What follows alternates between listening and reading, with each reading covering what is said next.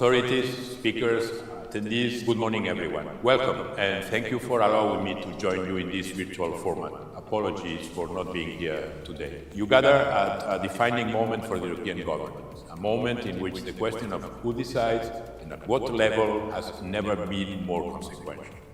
Today, the EU faces geopolitical uncertainty because of many reasons.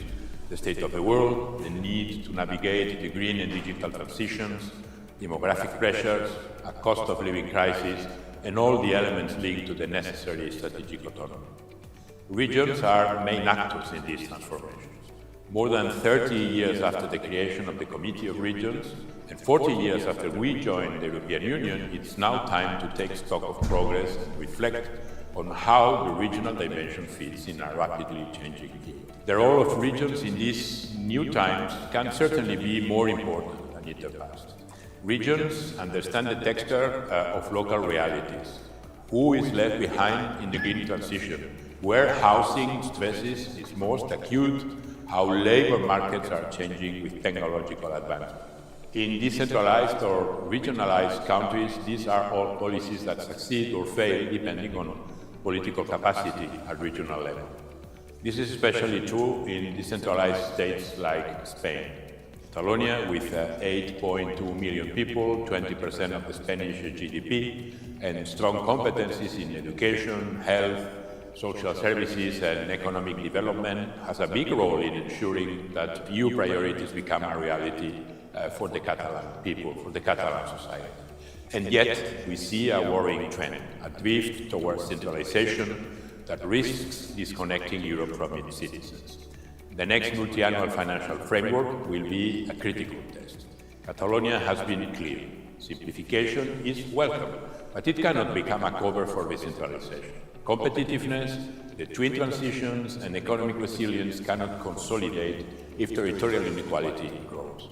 This all brings me to why the Committee of the Regions is structurally necessary, not only as a consultative body, but as a space of connection between levels of government and a mechanism for genuine multi-level dialogue.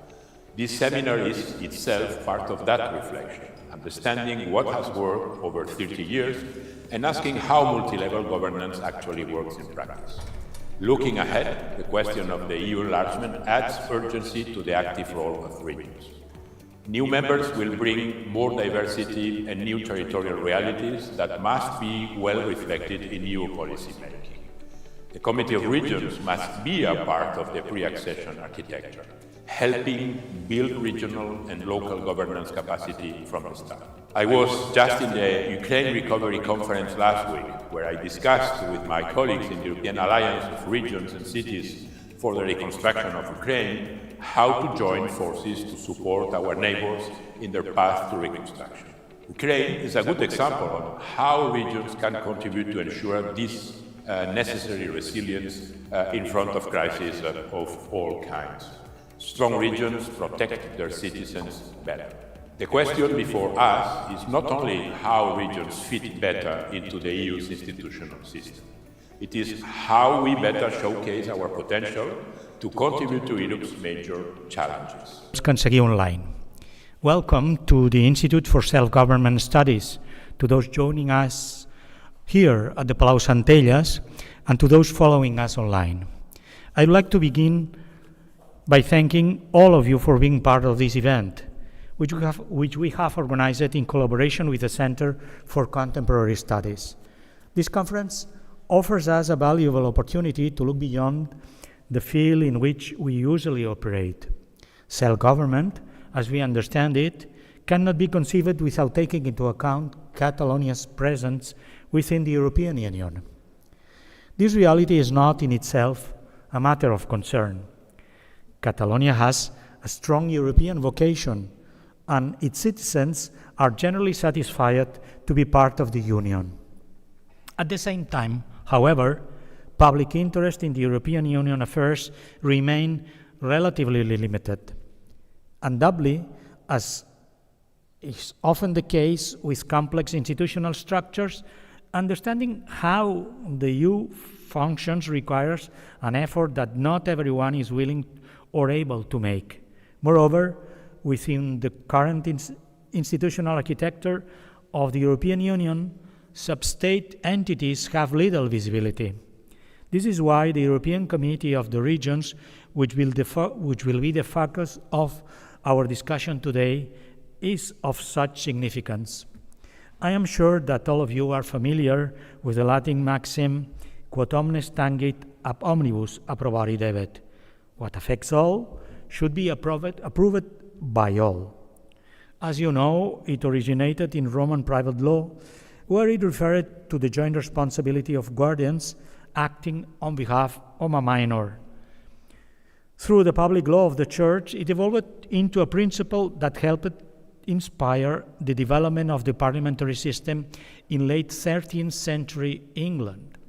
Clearly, it cannot function as a literal decision-making rule, and it would therefore be a mistake to interpret it as such.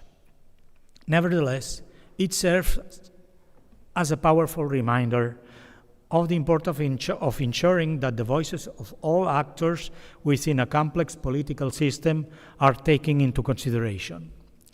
Looking to the future, it might be worth reflecting on how the European Committee of the Regions could attain a more firmly established role within the EU legislative process, one closer to that of the Commission, the Council, and the Parliament, particularly in policy areas with a direct territorial impact.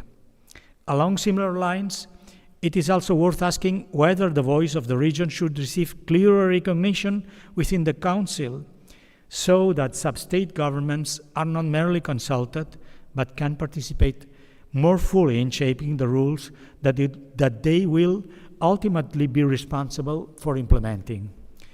The European Committee of the Regions is an indispensable forum for turning this aspiration into a reality. Today, we are fortunate to be joined by the individuals who work on these issues on a daily basis from different European institutions, the European Commission and the Committee of the Regions itself, as well as from regions such as Emilia-Romagna and Baden-Württemberg. Their contributions will provide us with first-hand insight into how participation is experienced and exercised in practice. For this reason, at the Institute for Self-Government Studies, we are particularly pleased to have been able to organize this conference. I would like to express my gratitude to everyone who has made it possible, the speakers and moderators, the colleagues at the Center for Contemporary Studies who promoted the initiative, especially Paul Pallas and its director, Javier Sánchez-Cano, and the team at the Institute who worked on its organization, notably Ana Haile, Gerard Martin, and Silvio Falcón. Now, I would like to invite Mrs. Anna Terrón, who will moderate the first panel, to take the floor. Thank you very much.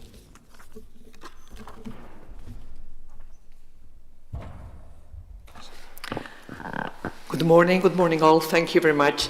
Thank you, Xavier, for your very kind words, and thank you for organizing this very interesting seminar. At least we look forward to making it interesting because it has all the potential. And thank you very much, Javier, for your invitation to be here to open this first round table of the seminar. It is a bit strange not to see the people you are introducing, but I hope and guess that you are somewhere there behind the screens and that I will see you in a moment. So hello everybody. What we want to do to open this very interesting day is try to examine the practical evolution of the European Committee of the Regions. I must say that I'm a believer. I have always said that all EU politicians have to spend at least one day in a Committee of the Regions plenary session, because you really have there an idea of what happened all over Europe, the different intensities in which they see the common institutions and how things really work. And I can say that after having been 11 years of my life in the European Parliament.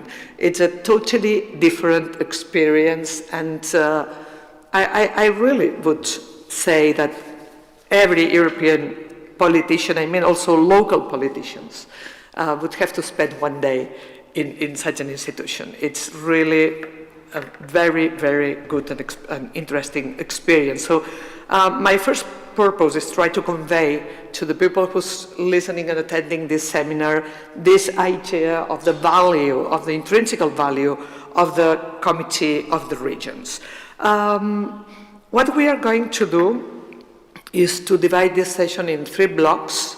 I will put some questions. Feel free to answer these questions or address whatever you want to address. And then we will have the opportunity to have a more open discussion. So I invite all of you who are in YouTube to use the tool you have there to put your questions, and I will convey afterwards your questions to the speakers. My first question is precisely this one. What does the COR contribute to EU policy making? From my point of view, there is a formal consultative role, and that has to be done, and it is done properly, but there are also an added value that the Committee of the Region bring to the process, which is not 100% formal. I think that there are some mechanisms of territorial knowledge, expertise, and practical experience the committee has developed all over these 30 years. And I also think that beyond its formal consultative role, there are other areas of activity of the committee.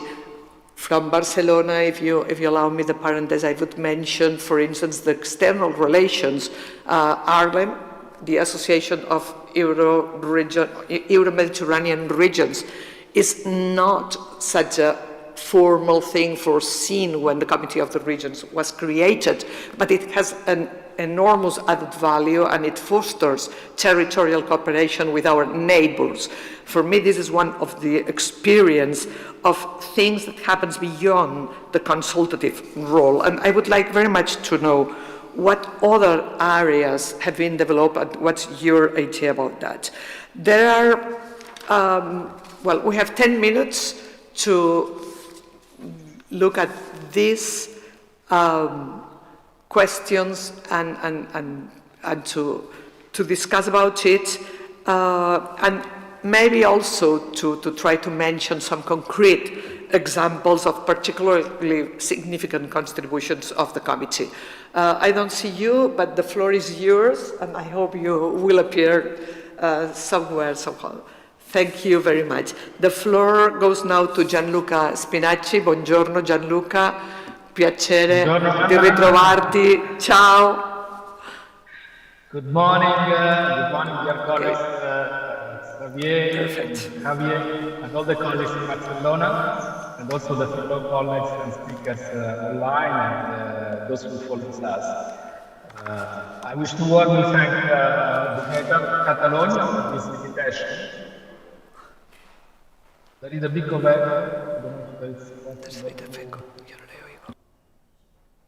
yeah. And I must say that it's very remarkable the way that your regional government, the city of Barcelona, were so crucial in setting up the Committee of the Regions more than 30 years ago.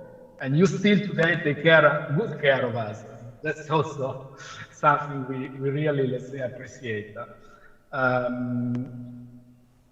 I received your questions ahead of the events.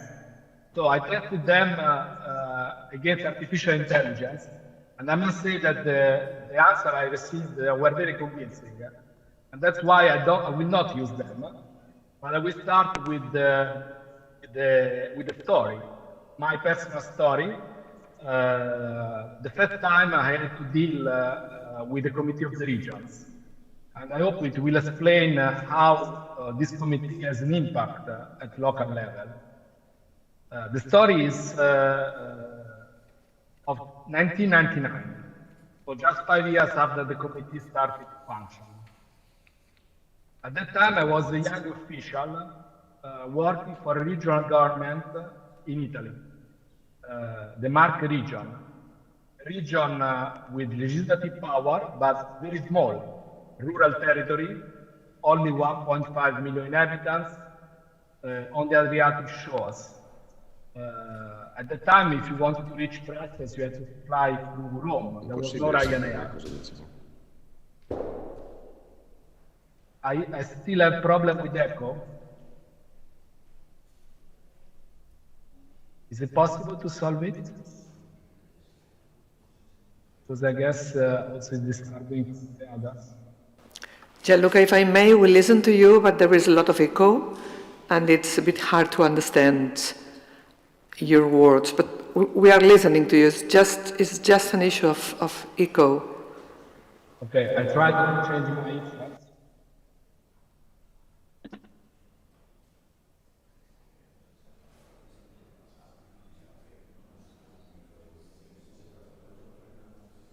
Can you hear me now?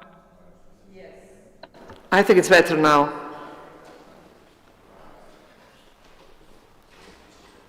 Go on.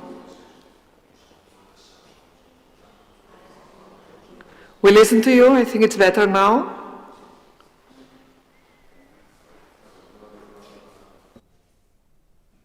Can you hear me now? Yes, we do. Okay. The echo is less problematic? Much better now. Okay, I apologize. The problem was on my side. So I was telling about this history. In 1999, the president of the region was also a member of the Committee of the Regions, vice president, and was a truly convinced pro-European. And every time he was traveling to Brussels, was on mission, when coming back, he was debriefing about the session, the plenary session that Anna was speaking about, but also the commission session. And he was gathering all the officials most concerned, the youngest. At the time, there was no, let's say, fully fledged internet. We were mainly working with mail, paper, newsletter. After his debriefing, the president of the regions was asking each of us, according to our responsibility, to develop the topics which were discussed in the plenary. And he was asking the officials to put in place both regional initiatives and communication actions, so to prepare our rural region to the changes which were taking shape in our continent. I have a very specific example. In the year 2000, the European Commission released its first Europe strategy and the first directive on e-commerce. When the president came back, he gave me the task, through the regional minister, to develop the first scheme in support of internet commerce, funded by European Regional Development Fund, to disseminate and communicate about this through our magazine and to physically tour our 4 provinces and meet the Association of Small Entrepreneurs to convince them and to pool resources to invest together in this new technology. Well, that may sound a bit anecdotal today. However, it's not so far from the dynamics which I saw in motion not later than this month of June, when the European Commission launched last 5th of June its European Chips Act. A number of regions have already set up the European Semiconductor Region Alliance, ESDRA. Catalonia took the lead from Piedmont and Saxony, and the same day the Commission released its proposal, these regions were ready to transform a piece of Brussels paper into concrete realization in their territories. The European Committee of the Region has been a facilitator in this process, including for the recognition of the alliance into the strategy of the European Commission. So if we want to extract, let's say, from the episode and the stories, a more general, let's say, comments on the added value of the Committee of Regions, for sure, the first is providing local lens to the Commission, but also to the other institution, to assess the territorial impacts of draft legislation and policy initiatives in different corners of Europe. The second is to shorten time and distance. At the committee, and together with the full ecosystem of more than 200 regional offices in Brussels, we act as a relay of policy prepared at EU level, and it's not rare that our members start giving shape to them in their territories even before the formal proposal and the formal legislative process comes to an end. And the third is to localize narrative and messages. Since our members has to relate this to the local reality, to connect with the local people, and so they have to go beyond the Brussels strategy, the Brussels Eurospeak, and to connect with the needs, the ambitions, and the constraints of citizens and the companies in their territories. All this, personally, I think, is very close to what Jacques Delors was expecting and was dreaming about the Committee of the Regions when he had, together with others, the idea of setting it up. I will reply also to the other questions, but I share this session with Robert, so I would like to stop here as first contribution. And apologize for the technical problem at the start. Thank you, Gianluca. No, it's excellent. Thank you very much. The floor is now to Robert Verboeket, the other panelist who comes from a different institution, the European Commission, from which the Committee of the Regions is supposed to work closely. And I am delighted to have this voice here in our panel. Thank you very much for coming and to being here. The floor is yours. Thank you. Hello, good morning. Many thanks for the invitation. Can you all hear me properly?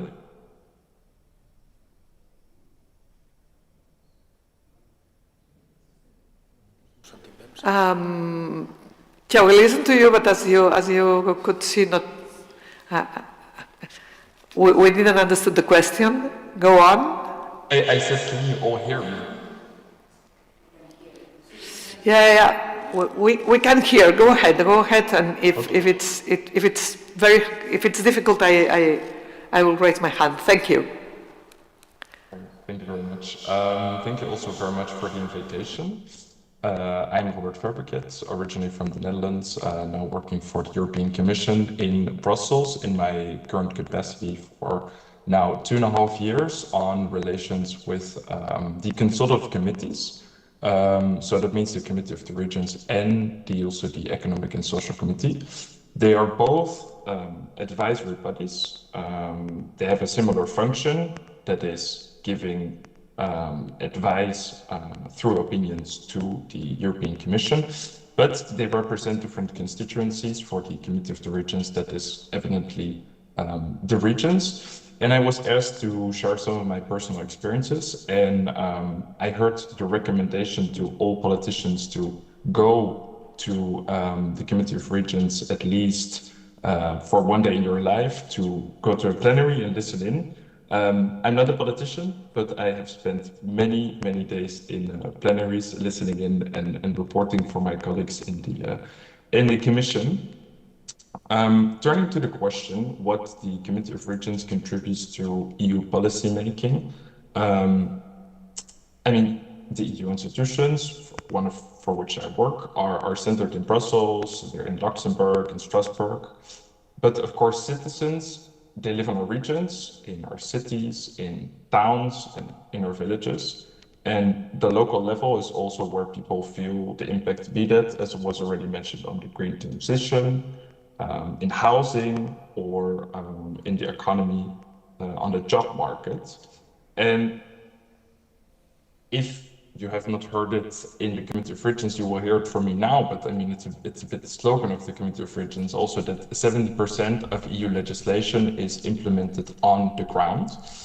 And that the Committee of Regions represents regions and cities at the EU level is therefore, of course, also very important. The role of the Committee of Regions is appreciated by the Commission, both by its services, where there is almost a bit of a symbiosis, a semi-constant interaction between, on the one hand, the commissions of the Committee of Regions and the services in the European Commission. And maybe also good to specify that this interaction is not only limited to DG Regio, which is responsible for cohesion policy and regional policies, but that it takes place on a wide range of topics where the regional and local dimension matters. Think, for instance, about industrial policy or environmental policy. And also at the level of commissioners, there is absolutely an interest in the Committee of Regions, with commissioners frequently participating in the plenaries. For instance, this week, so on Wednesday and Thursday, there will be a plenary of the Committee of Regions where Commissioner Šefčovič, who is responsible for interinstitutional relations and trade, will participate, and also our first European Vice President, Rivera, on climate policy and energy. And if we speak about the value of the Committee of Regions, I think what is very much appreciated also in particular is its consensus-based approach. So, Committee of Regions, they have to combine many different interests. There are, of course, the different regions. If you live in a region in the east of Europe, in Poland, you might have a very different perspective on security and borders than if you live in Belgium. There are also different political sensitivities and different political parties. The Greens, for example, might have a very different view on green policy than the Conservatives. There are the different countries, meaning that each country also has a national coordination. So there is an attempt also to sort of bring together these interests from different regions within countries. And of course, then there are different types of representatives. It can be a local councillor from a small village in Finland to the president of the government of Catalonia, all together in one committee. And so that's all to say that there are a lot of different interests. You would assume that leads to a lot of debate, but then when following the plenary, it can almost feel a little bit boring, I would say. Sure, there are some differences, sure, there are some different amendments that are voted on, but at the end of the day, really the big majority of opinions are adopted either by unanimity or with a big majority. And this sounds maybe a bit strange, especially if you compare to nowadays politics. If you look at the European Parliament, for example, where legislation is really fiercely debated.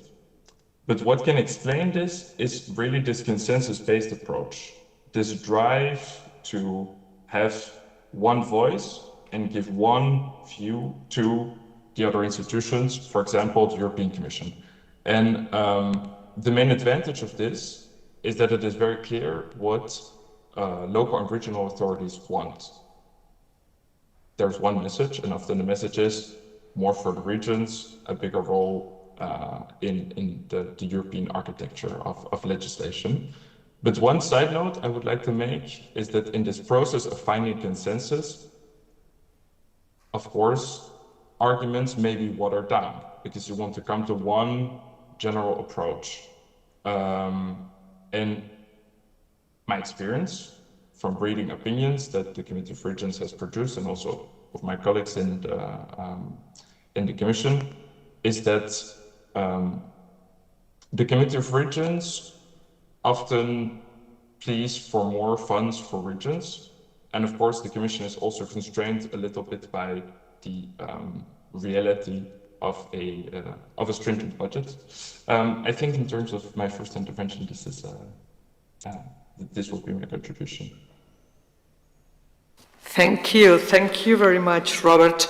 I think you have put things in a perfect place to start with the second block. So Gianluca, I think you can work on what has been said until now to try to see, and you're the very right person to doing so, try to see how long these 30 years the interinstitutional relations evolved, And I think there are, all along the history of the Committee of the Regions, which is already a quite long institutional history, let's say, there's been some key debates, some key discussions on what to do, what not to do. And I think that the key question here is for what and in which policy-specific areas is the Committee of the Region really an added value? I have already said that I think that there is a lot of added value even in non-formal contributions of the Committee of the Region, but it's true that we have been discussing for a long, long while on what are the things that cannot be developed by the Commission, sorry to put the things like that, without the report of the Committee of the Region before the opinion of the Committee of the Region, and what are the things in which that opinion, and thank you very much to put on the table this consensual way of working, what are the issues in which this opinion should be really key and really relevant? The other question is, how can we really assure this role of the Committee of the Regions of also convey to the territory what's going on in the European institutions and to assure our citizens that the things that the European Commission is trying to implement have passed through the chamber of the cities and the regions and have been properly discussed, and there is also their opinion in such a piece of legislation or such a policy proposal. How did this evolve during these years, and what do you think it is today, the added value taking into consideration these two different but related things? Gianluca, thank you.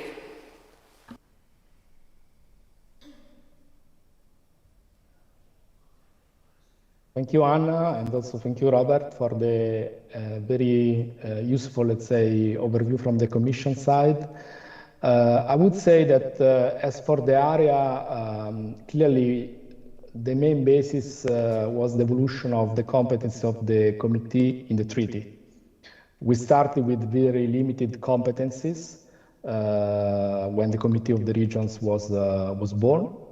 And already in the Treaty of Amsterdam and later on in the Treaty of Nice, there was a significant, let's say, expansion of the area of compulsory consultation of the committee. And this reflected the fact that in topics like environment, transport, I mentioned the one, for example, introduced by the Treaty of Amsterdam, you cannot really do a serious work in terms of European policy making or European legislation without involving this level of governance from the very beginning. So my answer is the treaty. And the second, how this has been evolved in terms of interinstitutional cooperation. And here the answer, clearly there is a legal answer, formal answer, and the substantial one. The legal one are the protocol of cooperation, which somehow try to crystallize the level of progress in the cooperation between the different institutions. In particular, we had 3 protocol of cooperations. The first one in 2001, signed by Romano Prodi and Chabert for the Committee of the Regions. The second one in 2012, and the last one in 2024. These cooperation agreements are important because they set a bit the roots of the games behind the treaty in the way that on a daily basis, as Robert described, our committee works with the Commission and also set the ambitions of, let's say, improving this level of cooperation.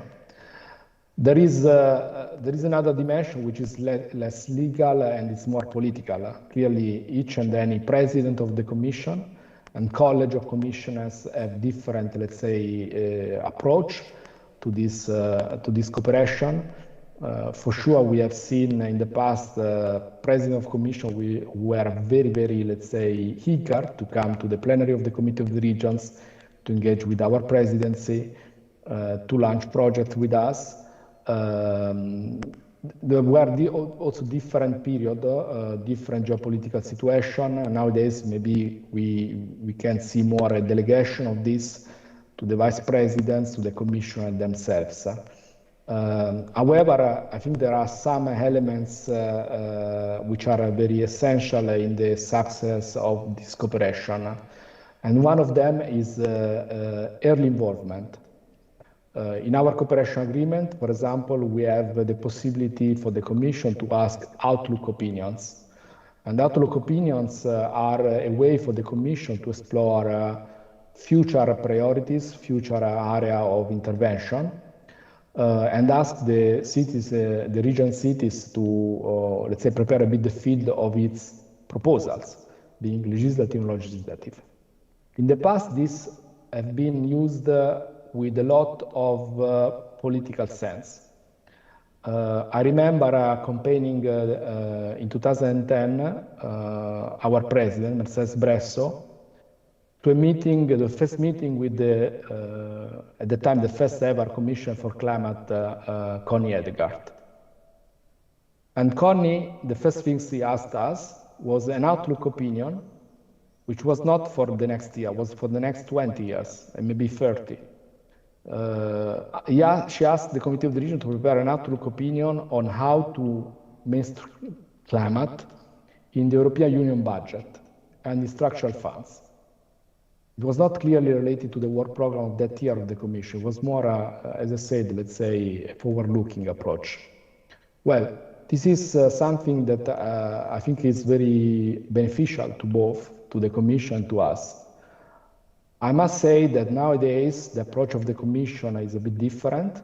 For example, in the outlook opinion, we are asked basically to produce outlook opinion on the coming work program, or the current work program of the year running or the next year, which is a bit tight because you know, the preparation of the proposal in the Commission takes sometimes 18 months.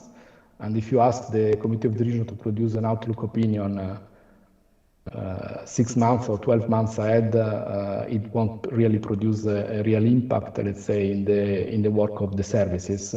So I think that this political, genuine, let's say, interest in getting in time the ideas and the proposal of the Committee of the Regions is something which goes beyond even the cooperation agreement. Since I have the floor, I profit also to reply back to one of the questions which was previously put forward by Anna on the different, let's say, type of activities we do beyond consultative work. I would mention 4 types of them. One is very much linked to what Jacques Delors said when he came to the plenary of the inaugural plenary in March 1992 of the Committee of the Regions. He said, your role will be based on expertise and influence. So on the expertise, clearly we have developed over time a series of tools which allows us to accompany the political positioning with the, let's say, very sound reality check. For example, the territorial impact assessment, which is an activity that now we run for the last 10 years at least. The network of regional hubs, which intervenes in the second phase when we go and review the implementation of the legislation. Clearly, the network to monitor subsidiarity together with the regional parliaments with legislative powers and to see where could be a breach of the subsidiarity. And then we have a series of platform and networks on thematics and topics. The second dimension, you also mentioned, Anna, is the external dimension, and also Jaume alluded to it in his opening address. We work a lot, and this is very important also in view of the coming years, with accession and candidate countries to prepare them from the very local level to the joining of the family, I would say. And that's very important because enlargement is not just, let's say, a digestion of 80,000 pages of acquis communautaire by national parliament, but is a true bottom-up process where also local communities and citizens has to be involved. So we have joint consultative committees, working groups with accession and candidate countries. We work with a particular effort nowadays with Ukraine, with the European Alliance of Region Cities for its reconstructions, but also with a specific project to train and create capacity at local level for the municipalities and regions of Ukraine. And also this is part of the process of, let's say, ensuring that this resilience is at all level and this preparations is level. And then, as you mentioned, Anna, we have now 50, from the last 17, 18 years, an assembly of local regional authorities for the Euro-Mediterranean, as well as a conference of regional local authorities for the Eastern Partnership. On the external side also, we are more and more active, and this is reflected in the new cooperation agreement on the global dimension, because, for example, on the UN framework conferences of parties on climate and biodiversity, we are part of the European Union delegation, and we help sometimes to, let's say, to shed bridges with other continents where the national level is not very keen of engaging in certain policies, but the subnational level, the mayors and the president of states in federal states like Brazil or US are, on the contrary, very eager to push forward for climate policies. I would mention, and then I stop here, two other areas where we work, let's say, at the side of the consultative work, because at the end, all these different activities, they are strictly interconnected and synergic to each other. They are not done for the purpose of themselves, but because they reinforce our consultative work. So one is the communication area.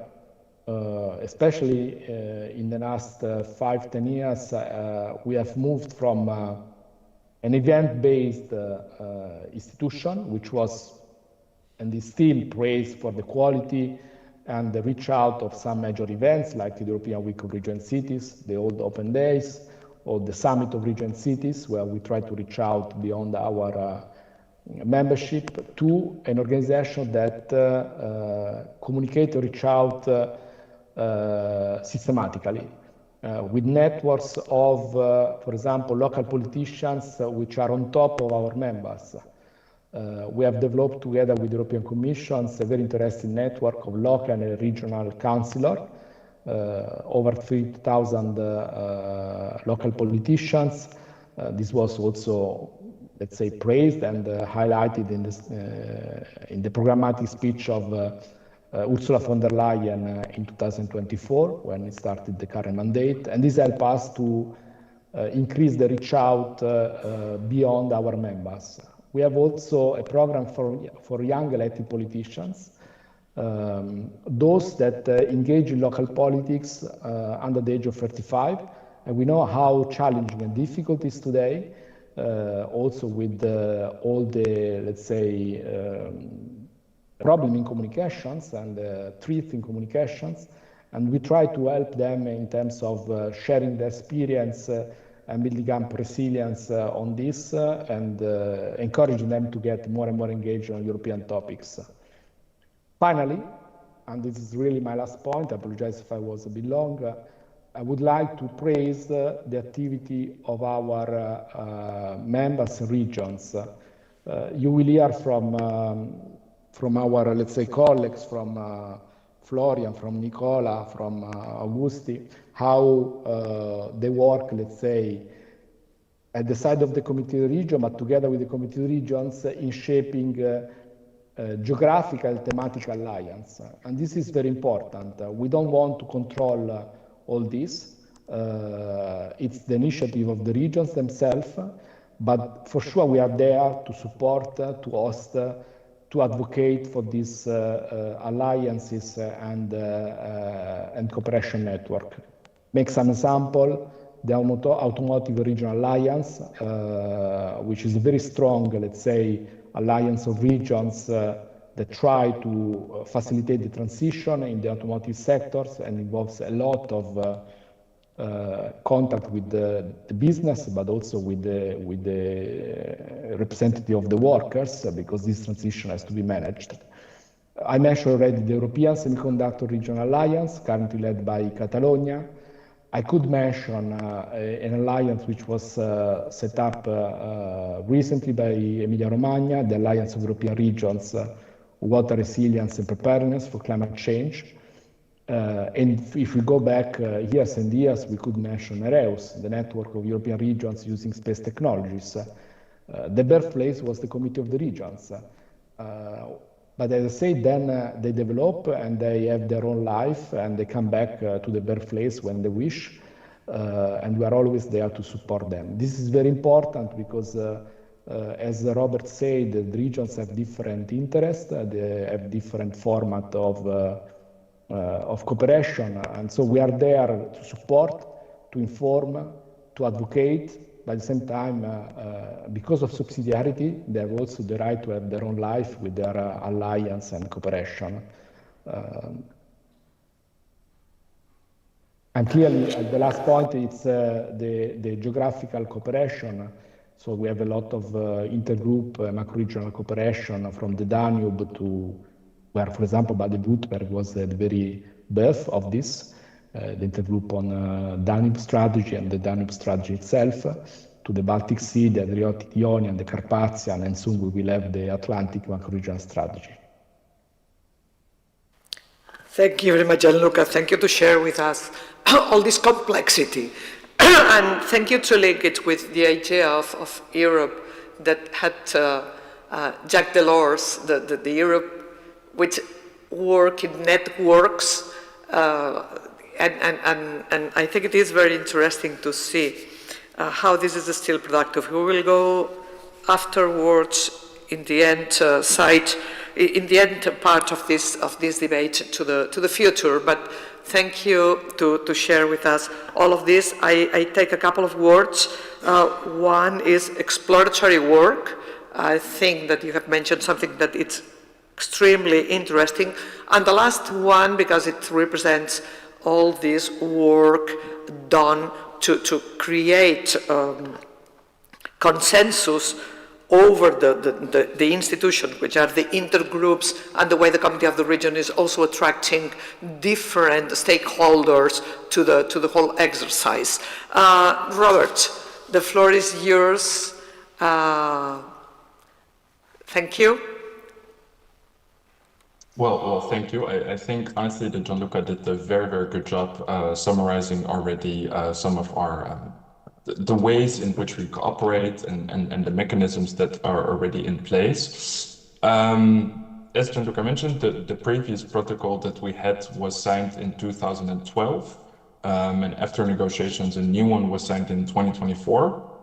And what this revised protocol does is that it updates existing commitments, but that it has a focus on the involvement of the Committee of Regions throughout the policy cycle. And one of the things which is also very much appreciated by the European Commissioner is this early input. So these outlook opinions that I will later talk a little bit more about, but maybe also good to mention that the Commission actually replies to all opinions from the Committee of Regions that it produces. And we try to do so within 3 months. So that means that if it is something on industrial policy, that then DG GROW, so the service within the Commission responsible for industrial policy would take the lead, would involve other services, and that a reply would be produced, which is then also transmitted to the Committee of Regions, and I think also publicly accessible on the website of the committee. But we do much more. we are now implementing the protocol on cooperation. We are now in its second year, and there are 3 more concrete outputs or outcomes that I would like to focus on. Also, with this focus on the entire policy circle. So we start, for instance, with the Commission work program, in which the Commission presents the work to be done in the coming year. And there's actually also input from the Committee of Regions into this Commission work program. They do it every year. That's the idea. That's how we put it in our protocol. And this year it was published start of May. And the Commission then reads with great interest the committee suggestions for initiatives for the year ahead.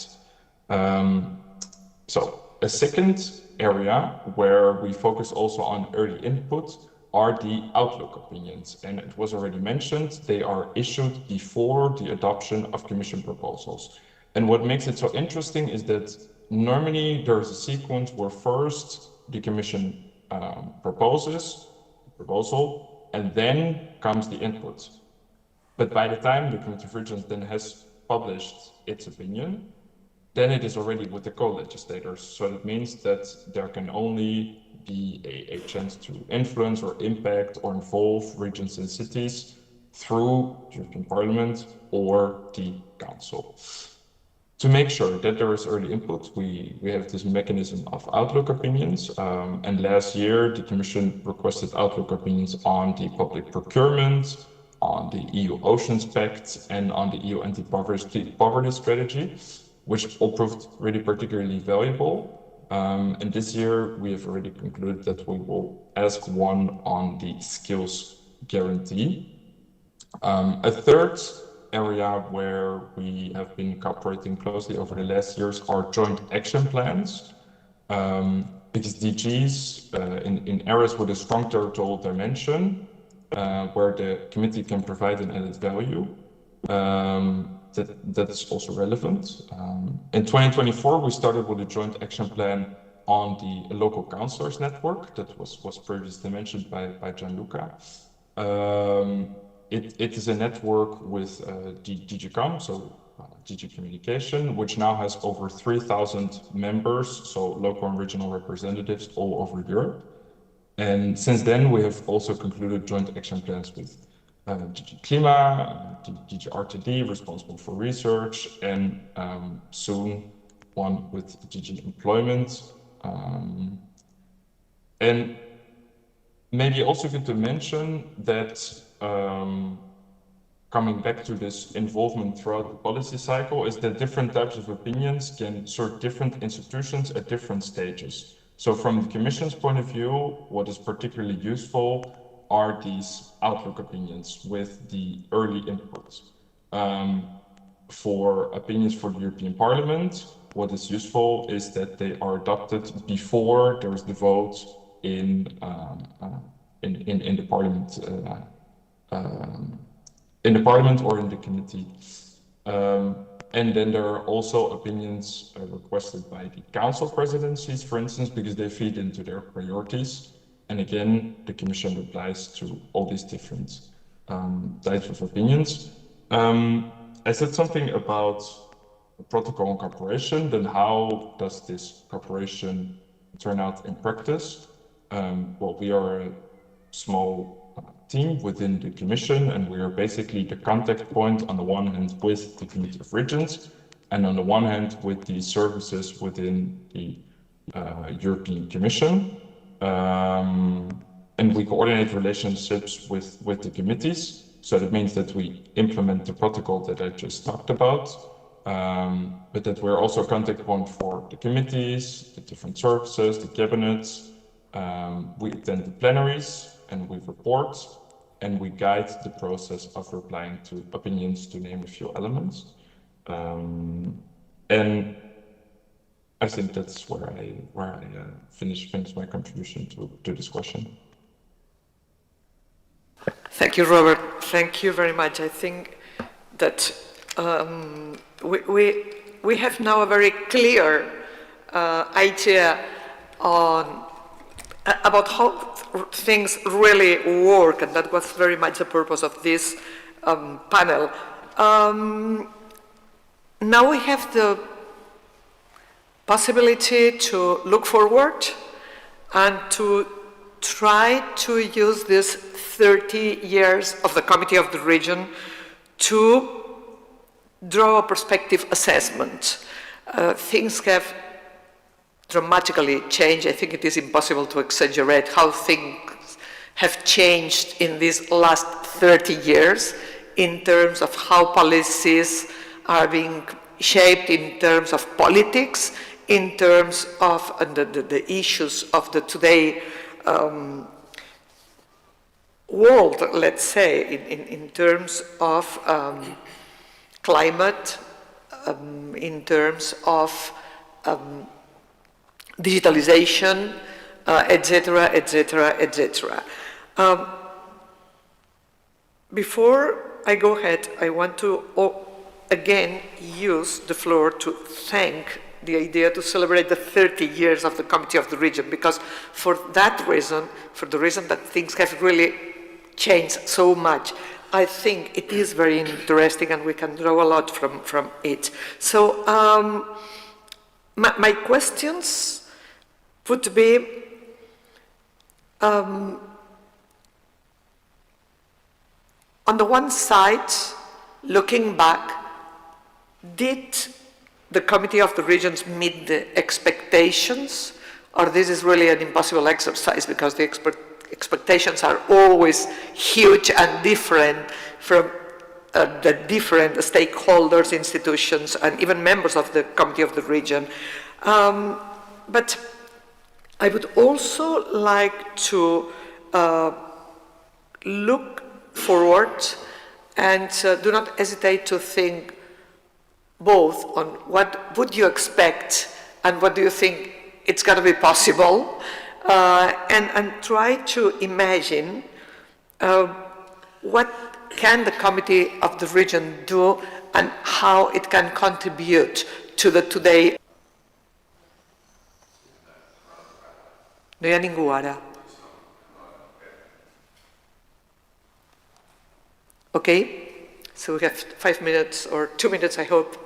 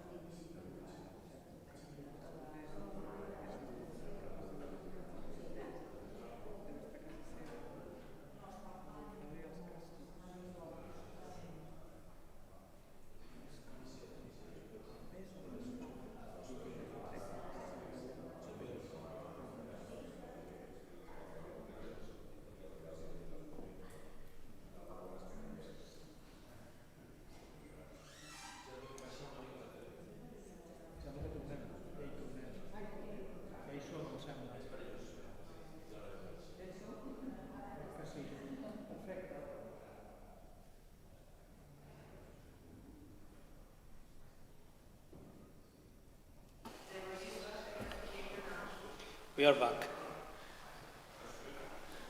More or less. Are we back? Perfect. Robert, sorry for that.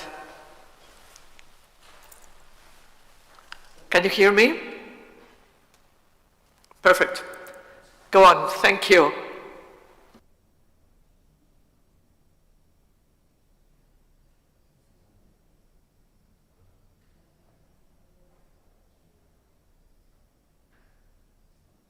Should Robert intervene first this time? Perquè clar, li toca l'altra, no? És la tercera pregunta, sí. Okay. Sí. Gianluca. Yes, thank you, Gianluca. Sorry. He was first and I went to him, but the floor is yours. You're absolutely right. Thank you very much, Gianluca. To Rob? Go on. I would suggest Robert because it's question. No. You go ahead now. Sorry. It was... Thank Okay, you.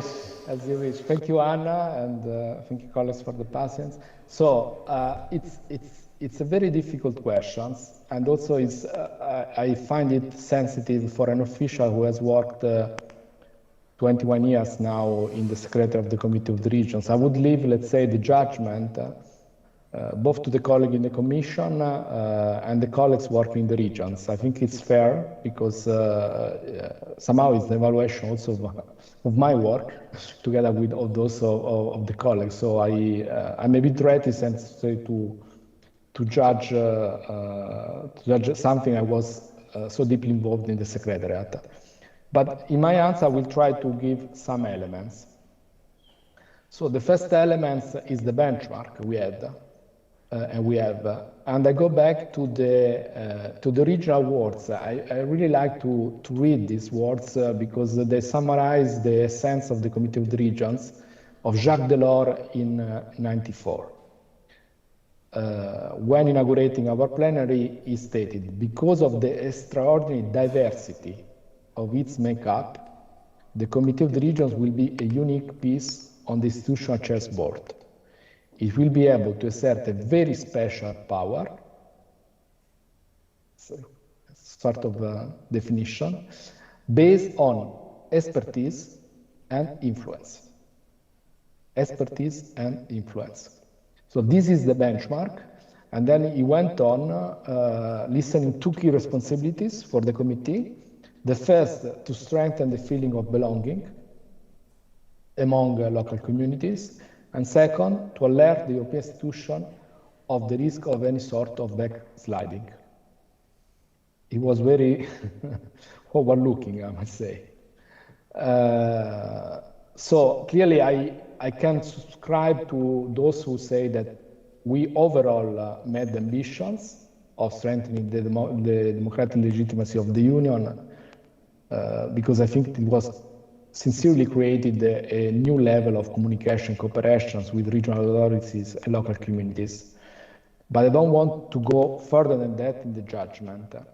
What I want to maybe to underline is how what was done in a very changing, let's say, context and environment. And it's not marginal to I think, to remind this, because we are the committee, or the assembly, the political assembly, already the name is a bit unfortunate, of the regions. And so we live out of what happens to the regions. We are not, let's say, abstract of what happens on the territory. So I would say that there are two different factors that influenced our performance and our ways of, let's say, evolving. The first are the context in which local regional authorities had to work. And the second are the changes in the Brussels machine.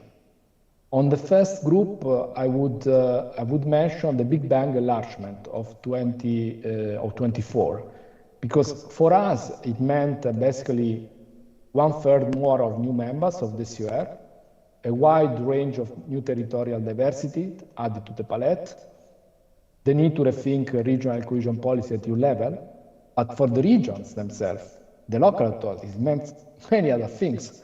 It meant freedom of movement of people on their territories, new possibility of cooperation, but also new threats of competition from the new member states and new regions with different level, let's say, of prices and production, let's say, cost. So all this was digested by the European Union, is digested by the European Union, and I think that the Committee of the Regions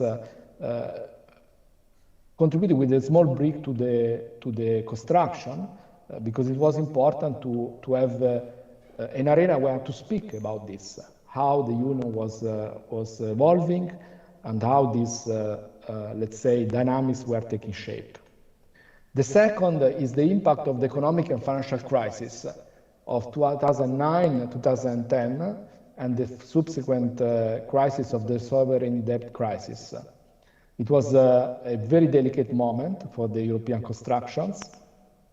It clearly hit hard, very hard, the regions and the local authorities, especially eating up the fiscal room of maneuver for them. And because of austerity, the need of cut services, and somehow we see also from the survey with the citizens, it undermined their popularity and their level of trust by the citizens. And this was, let's say, an uphill recover of trust and also of new balance between the powers, the central powers and the local regional powers, which we experienced in the last 10 years.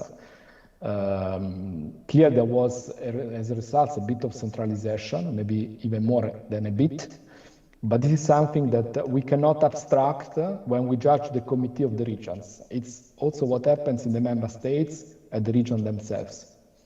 The third element, it's the urbanization. 35 years ago, when the Committee of the Regions was taking shape, clearly the role of cities, the role of mayors was less prominent than it is today. So today's committee is much more a committee of mayors than a president of regions. 60% of our members are from the municipal or provincial level, 40% from the regional level, are from parliament, are from governments. Enlargement had also an impact on this, but in general we see this as an evolution also at global level, the mounting, let's say, prevalence of mayors in the global scene, and this is also certified by many platforms and powerful coalitions which are set up both at European level and at global level. Measure for Housing is an example, as well as C40, the Global Covenant of Mayors, and so on. Then under the second group, and again, I apologize if I'm not going to answer directly the questions, but I think it's important to consider the context. Okay, I would say that we had to deal with a more assertive action of the European Commission in consulting and directly collecting input from regions and cities because of technology. It's simply like that. What was not possible in the past, nowadays is possible. The Commission, with Have Your Say, has the ambition to reach out also directly to our constituency.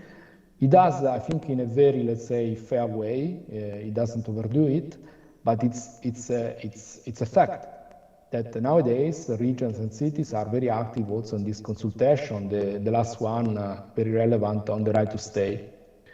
The second element, which also defined the evolution of the Committee of the Regions, is the strong legislative role of the European Parliament as co-legislator, following the Lisbon Treaty. And this was already touched upon by Robert. Clearly, it's a different ball game. I mean, of when the Committee of the Region was created, we did a lot of own initiative opinion. We still do a lot. But nowadays, if you want to be on the map, you have really to be impactful on the co-legislator. And for us, the most accessible one is the Parliament. We work a bit also on the Council, but for sure the Parliament is the one we target. We reviewed the format of our opinion. We do opinion now with a format that is identical in terms of proposal for amendments of the one of the Parliament, so that they can simply pick up our ideas and use. And this is very important. And the third element, which also changed in the Brussels bubble, and not only in the Brussels bubble, is we move from a legislative union to an executive union. More and more, let's say, a union that is asked to manage prompt answer to crisis and direct response to crisis. This is an opportunity. because clearly our members, the mayors and presidents of regions are on the map, are on the front line of this crisis. Things about COVID or the energy crisis, the welcoming of refugees from Ukraine and so on.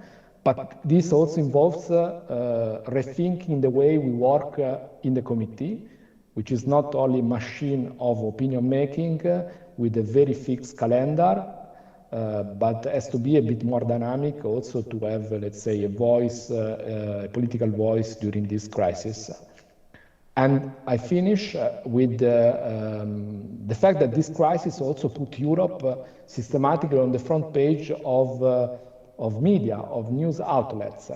And our members, the more because they are, let's say, with this double casquette of local, let's say, eminent politicians, but also members of the European Assembly, they had to take a bit more of front line also in terms of communication, of taking position, of becoming messengers of their local communities in a time when where Europe is not on the 5th or 6th page of the newspaper, but is on the front page of every news media website and social media.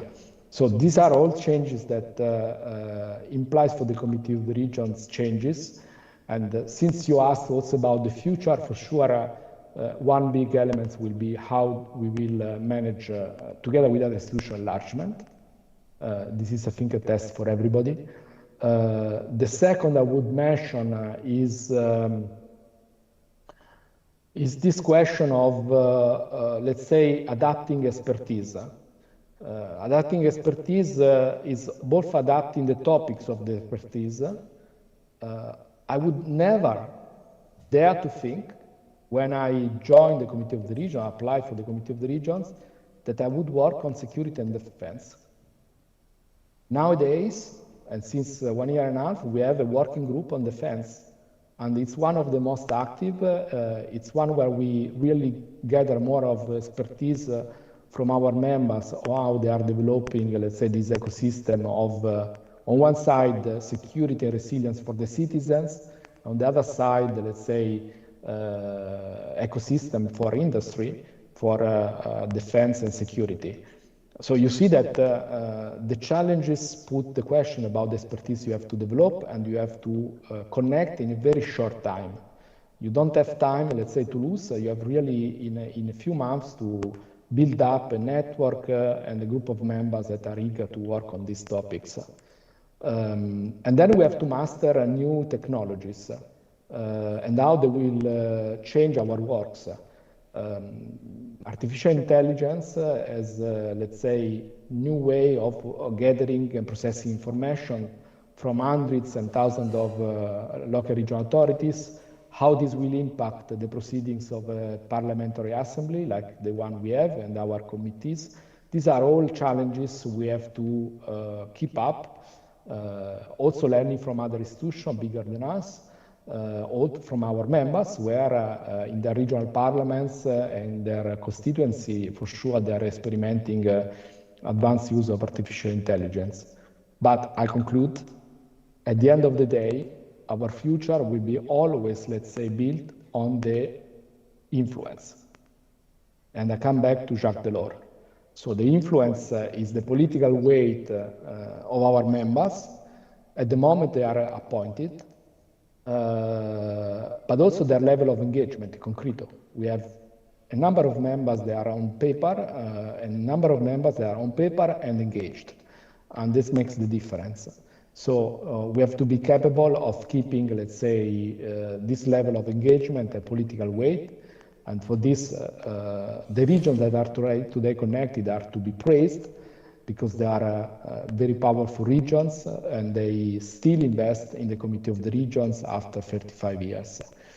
And this also gives the democratic legitimacy of which Jacques Delors was speaking, because it allows us, let's say, to have a large reach out, listening, engaging, localizing narratives, and partnering with the local experience that you can bring to us. So my final point is really a thank you to all the colleagues I have had the chance to work with. I learned a lot from them, and we still learn a lot from each other. And this is in a small institution, a smaller body like us. I think maybe the secret of, let's say, of going forward. Thank you very much. Now, yes, it's the turn of Robert. Thank you. Sorry, the last thing I saw in the screen was you first, and my instinct was to get back to you. But now I'm right. The floor is yours. Thank you. Thank you so much for the floor. So, indeed, I can only agree with Gianluca that the question that you posed is a very difficult one. Has the Committee of Regions met expectations? I'm not entirely sure if I can straightforwardly answer that question, but what I can do is also give a couple of elements for consideration. The first one is maybe on the impact of the Committee of Regions. And that is, of course, one dimension, whether the Committee of Regions has met expectations, yes or no. And then you immediately already run into a lot of difficulties, because how do you measure impact? Do you look at the number of times that regions and cities are mentioned in EU legislation? Do you consider the role of the Committee of Regions in the implementation of legislation, or how often the Committee of Regions is mentioned? Do you look at substance? Do you compare the opinions from the Committee of Regions to the final text and then check what elements have been taken over, yes or no? But then also, do you actually know, or how do you know that it was the Committee of Regions that was the actor that brought this change and not other organizations? Or is it much more subtle, as you previously posed the question or the consideration? Besides this formal consultative role, how else or where else can the Committee of Regions make an impact? Is it the agenda setting role that it has, with a focus on topics that are still to be addressed by the EU institutions? Is it the contact with members of the European Parliament that plays an important role? All this to say that establishing a causality between the Committee of the Regions and the legislative output is a difficult one. The European Court of Auditors also recently looked into both committees, and more specifically the processes both committees have in place to produce opinions, and then it also found that at the moment for the Committee of Regions it's fairly difficult to measure its impact. What has made it maybe a little bit more easy, and that was also referred to by Gianluca, is that the Committee of Regions has started producing opinions, including legislative amendments, which can be more easily taken over by the co-legislators. So this means that there are really texts or paragraph of the Commission's legislative proposal, and then the changes, the amendments from the Committee of Regions. But then again, the impact is not always immediate. So an example I always like to give, which is very concrete, are housing and water resilience. So on these two topics, the Committee of Regions has argued for years that there should be EU action. And what do we see? In 2024, with the new college, the new parliament, this topic has really been taken up. We now have a commissioner for housing and energy, Commissioner Jorgensen, and we also now have a commissioner for water resilience, so Commissioner Roswell. So that's my first point on the impact of the committees.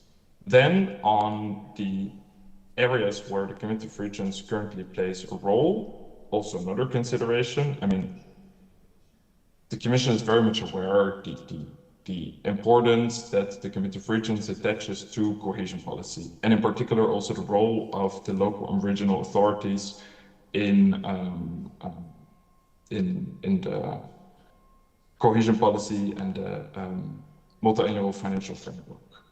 because Committee of Regions, they adopted 20 opinions last year covering all the different aspects from the multi-annual financial framework. And that's really a lot if you consider the fact that the Committee of Regions normally produces 50 to 70 opinions a year. It has also debated cohesion policy in the plenaries, also with the participation of the Commissioner for Budget, Commissioner Serafin, for example, this year, and also European Vice President Fito, responsible for regional policy.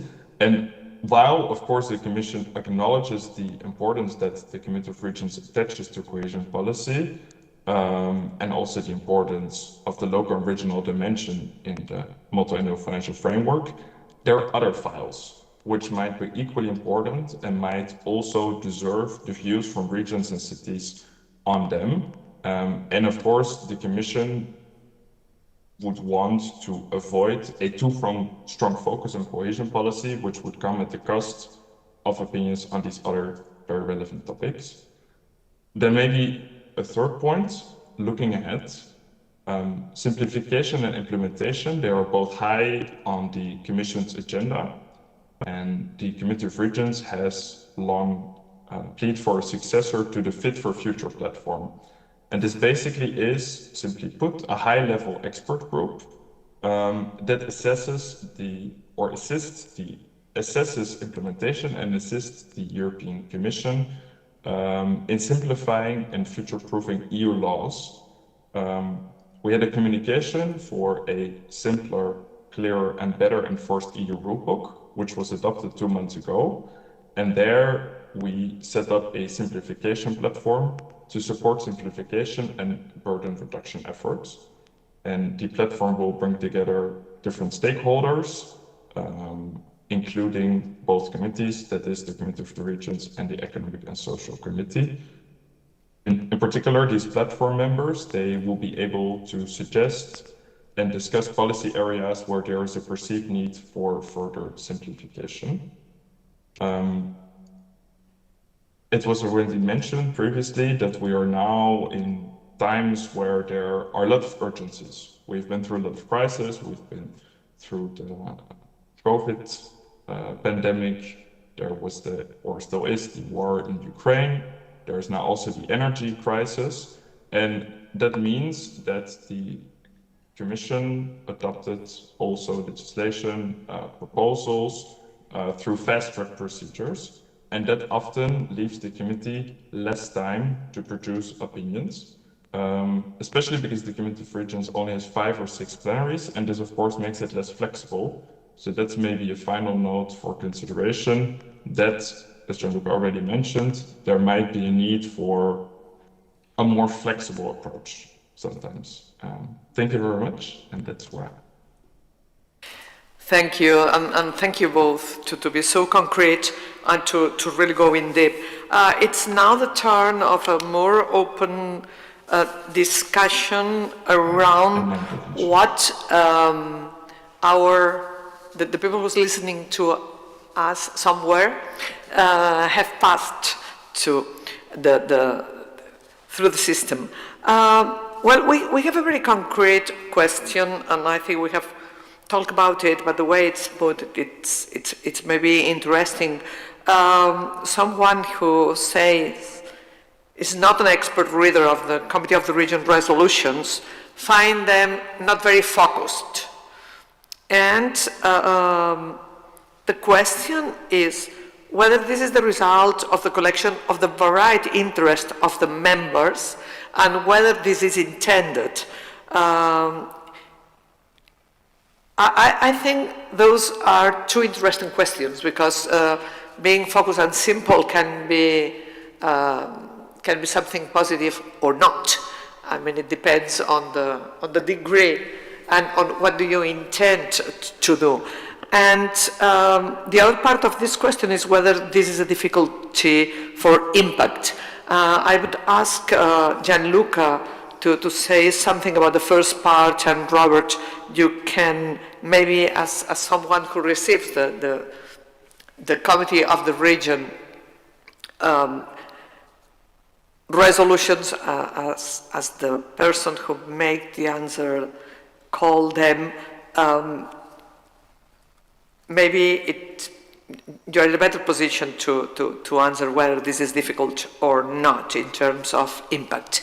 Then I would add a question, if you allow me, before we go to the end of this panel, which is whether the political changes in the EU bubble, which comes along with the political changes in our member states, regions, and cities, have an effect. And I'm pointing to the division of the Committee of the Region in different political groups, which was an option, and whether the changes there and the integration of new groups defending new illiberal rights and the new idea about subsidiarity, less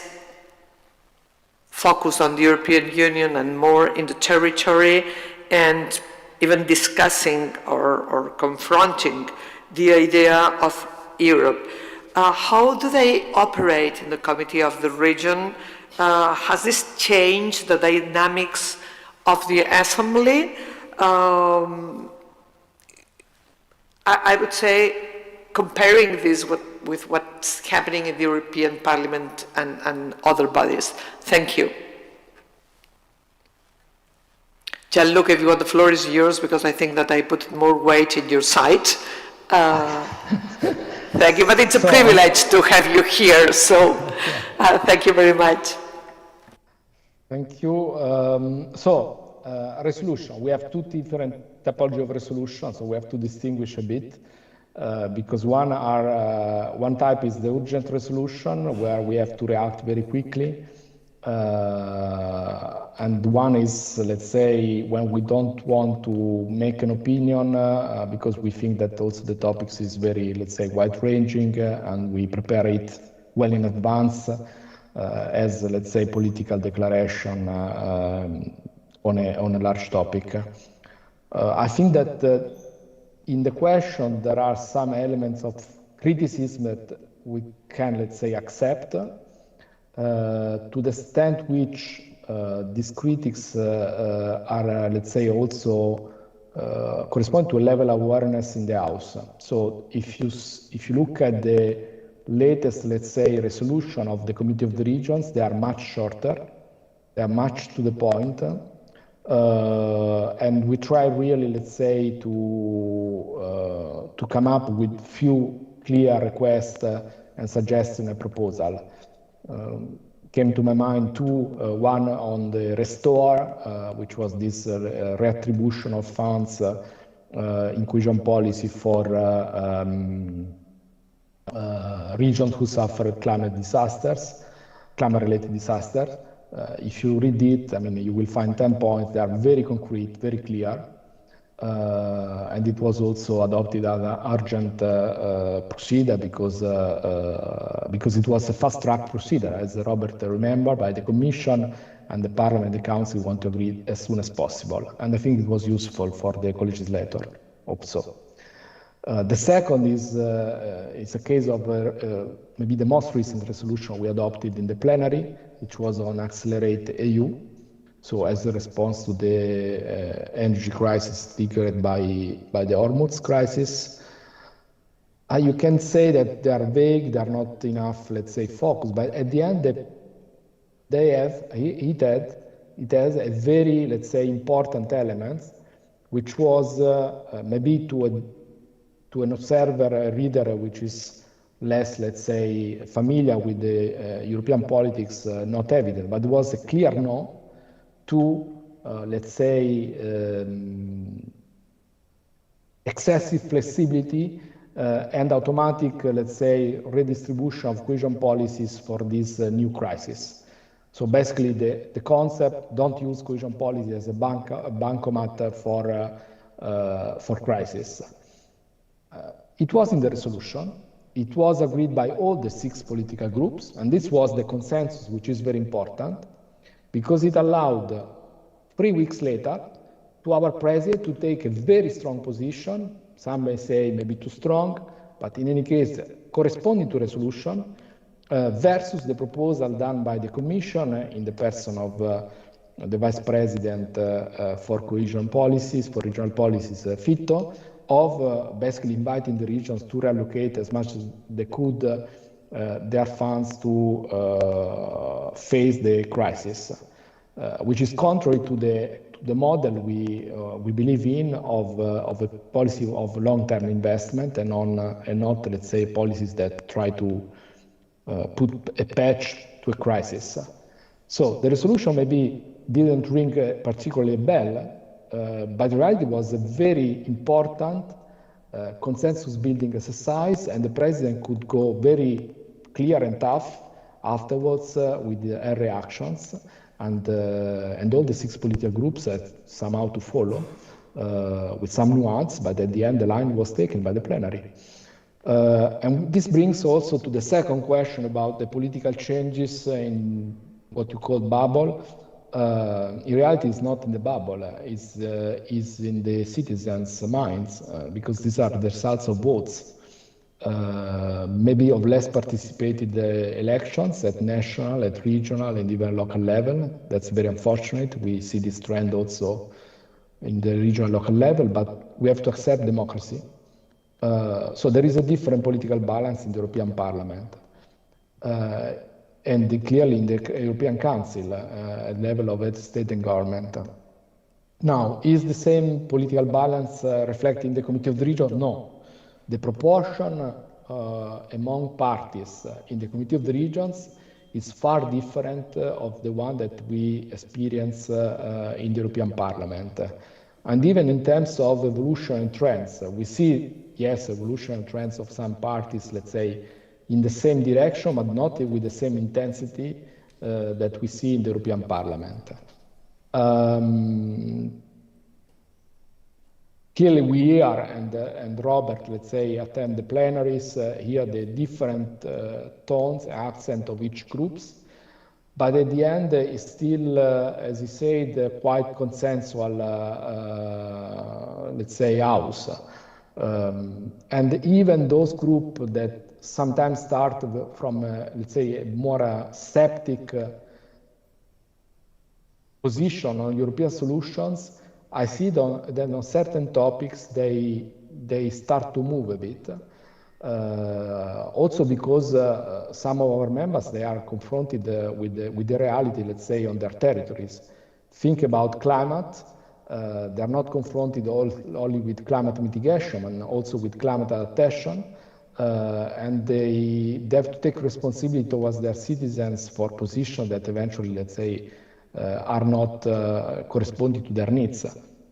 So I'm a bit, let's say, less concerned than you are on this. It's part of the democracy. Clearly, we have to be very, let's say, attentive, but as Secretariat, we have to ensure that all the parties, as they come out of the choice of the members to adhere to one group or the others, they are equally served and equally, let's say, treated by the Secretariat, by the administration. I remember when we had only 4, and now we have 6. Clearly, it's more demanding also for the administration to deal with 6 instead of 4. But they also add, let's say, maybe a more representative, let's say, mirror of the thinking of the citizens on the territories. So I would strike a note, let's say, in these terms. Thank you. Robert, the floor is yours now. Thank you very much. So in response to the first question, which was a bit of a statement that the opinions from the Committee of Regions were not so focused or not so simple to read. I agree very much with Gianluca when he says that the new format of opinions, which has been introduced, I think 2 years ago in 2024, that has already brought some positive change. all the opinions now start with a list of recommendations, meaning that if you want to see the main points of the opinion, you don't have to read it in its entirety. You can read the first section. Opinions are also shorter. And then, as I previously mentioned, there are these amendments which can be taken over by the co-legislators, also adding to the clarity of what the Committee of Regions wants exactly. But I agree that when the commissions, meaning me, meaning services, they receive the opinion and they read it, what is often there is a call to involve the regions and the cities more. Okay, you know, that's a start, but then what is the question? And in that sense, the most appreciated are clear recommendations. So the clearer the recommendations, more specific they are, the more they can actually be taken up as input. But of course, that's difficult because the outcome of negotiations is always a compromise. So that means also that sometimes the new ones might be a little bit lost. What can help there, what I heard from services, is that the Committee of Regions is made up of several commissions. So a bit how we have departments in the commission, where they also discuss proposals for opinions before they are voted in the plenary. And Commission colleagues are often there to either participate or to listen in. And that is really also a moment where these nuances, which might not always end up in the opinions, are still visible. Then on the second question regarding the integration of new groups and the potential illiberal nature, attending the plenaries, of course, I'm an observer, so I'm not sure if I'm best placed to answer the question. But having said that, given my previous intervention when I talked about the consensus-based approach of the Committee of Regions, of course, the more diversity you have, especially on the extremes, the more difficult it is to come to a consensus. And if you have opinions, imagine, which are voted 50-50, then what message does that give? Of course, that dilutes a little bit the core of the message and also the input that the committee can have. Having said that, what regions share and will continue to share, I think, is a plea for the local and regional dimension to be involved. Thank you. Thank you. Thank you very much. I have a last question to close this panel. And if you allow me, Robert and Gianluca, I would introduce a bit of local culture.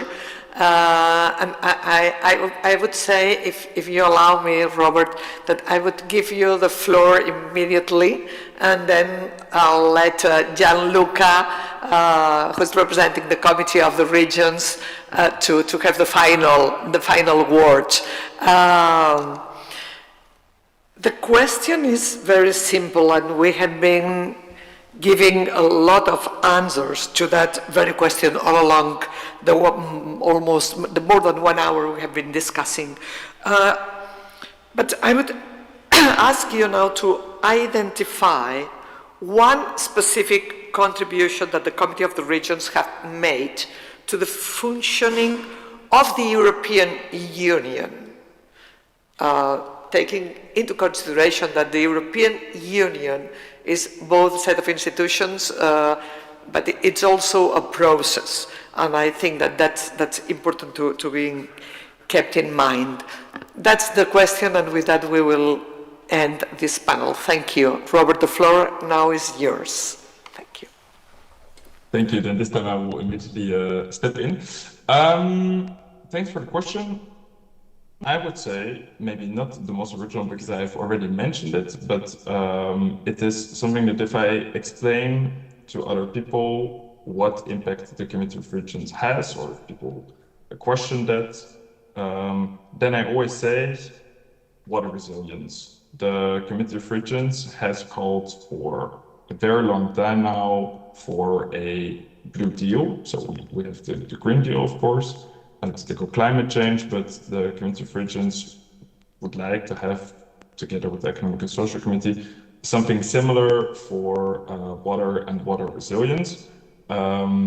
And the fact that this fee has at least partially been taken up by the co-legislators and by the Commission, and the fact that we now have a water resilience strategy that is now also currently being implemented, and the fact that we have a commissioner for water resilience, and the fact that both committees are very active on the topic and also very much involved. So that will be my answer. Thank you. Thank you very much, Gianluca. So, I have two answers. One on topics.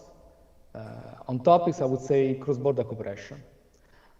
It's a specific treaty mention in terms of competencies for the Committee of the Regions, and it's one of those topics that if you look over the 30 years, you see the progress, and you have plenty of opinion of the Committee of the Regions and concrete work on the ground, political works, to really reinforce these activities at European level.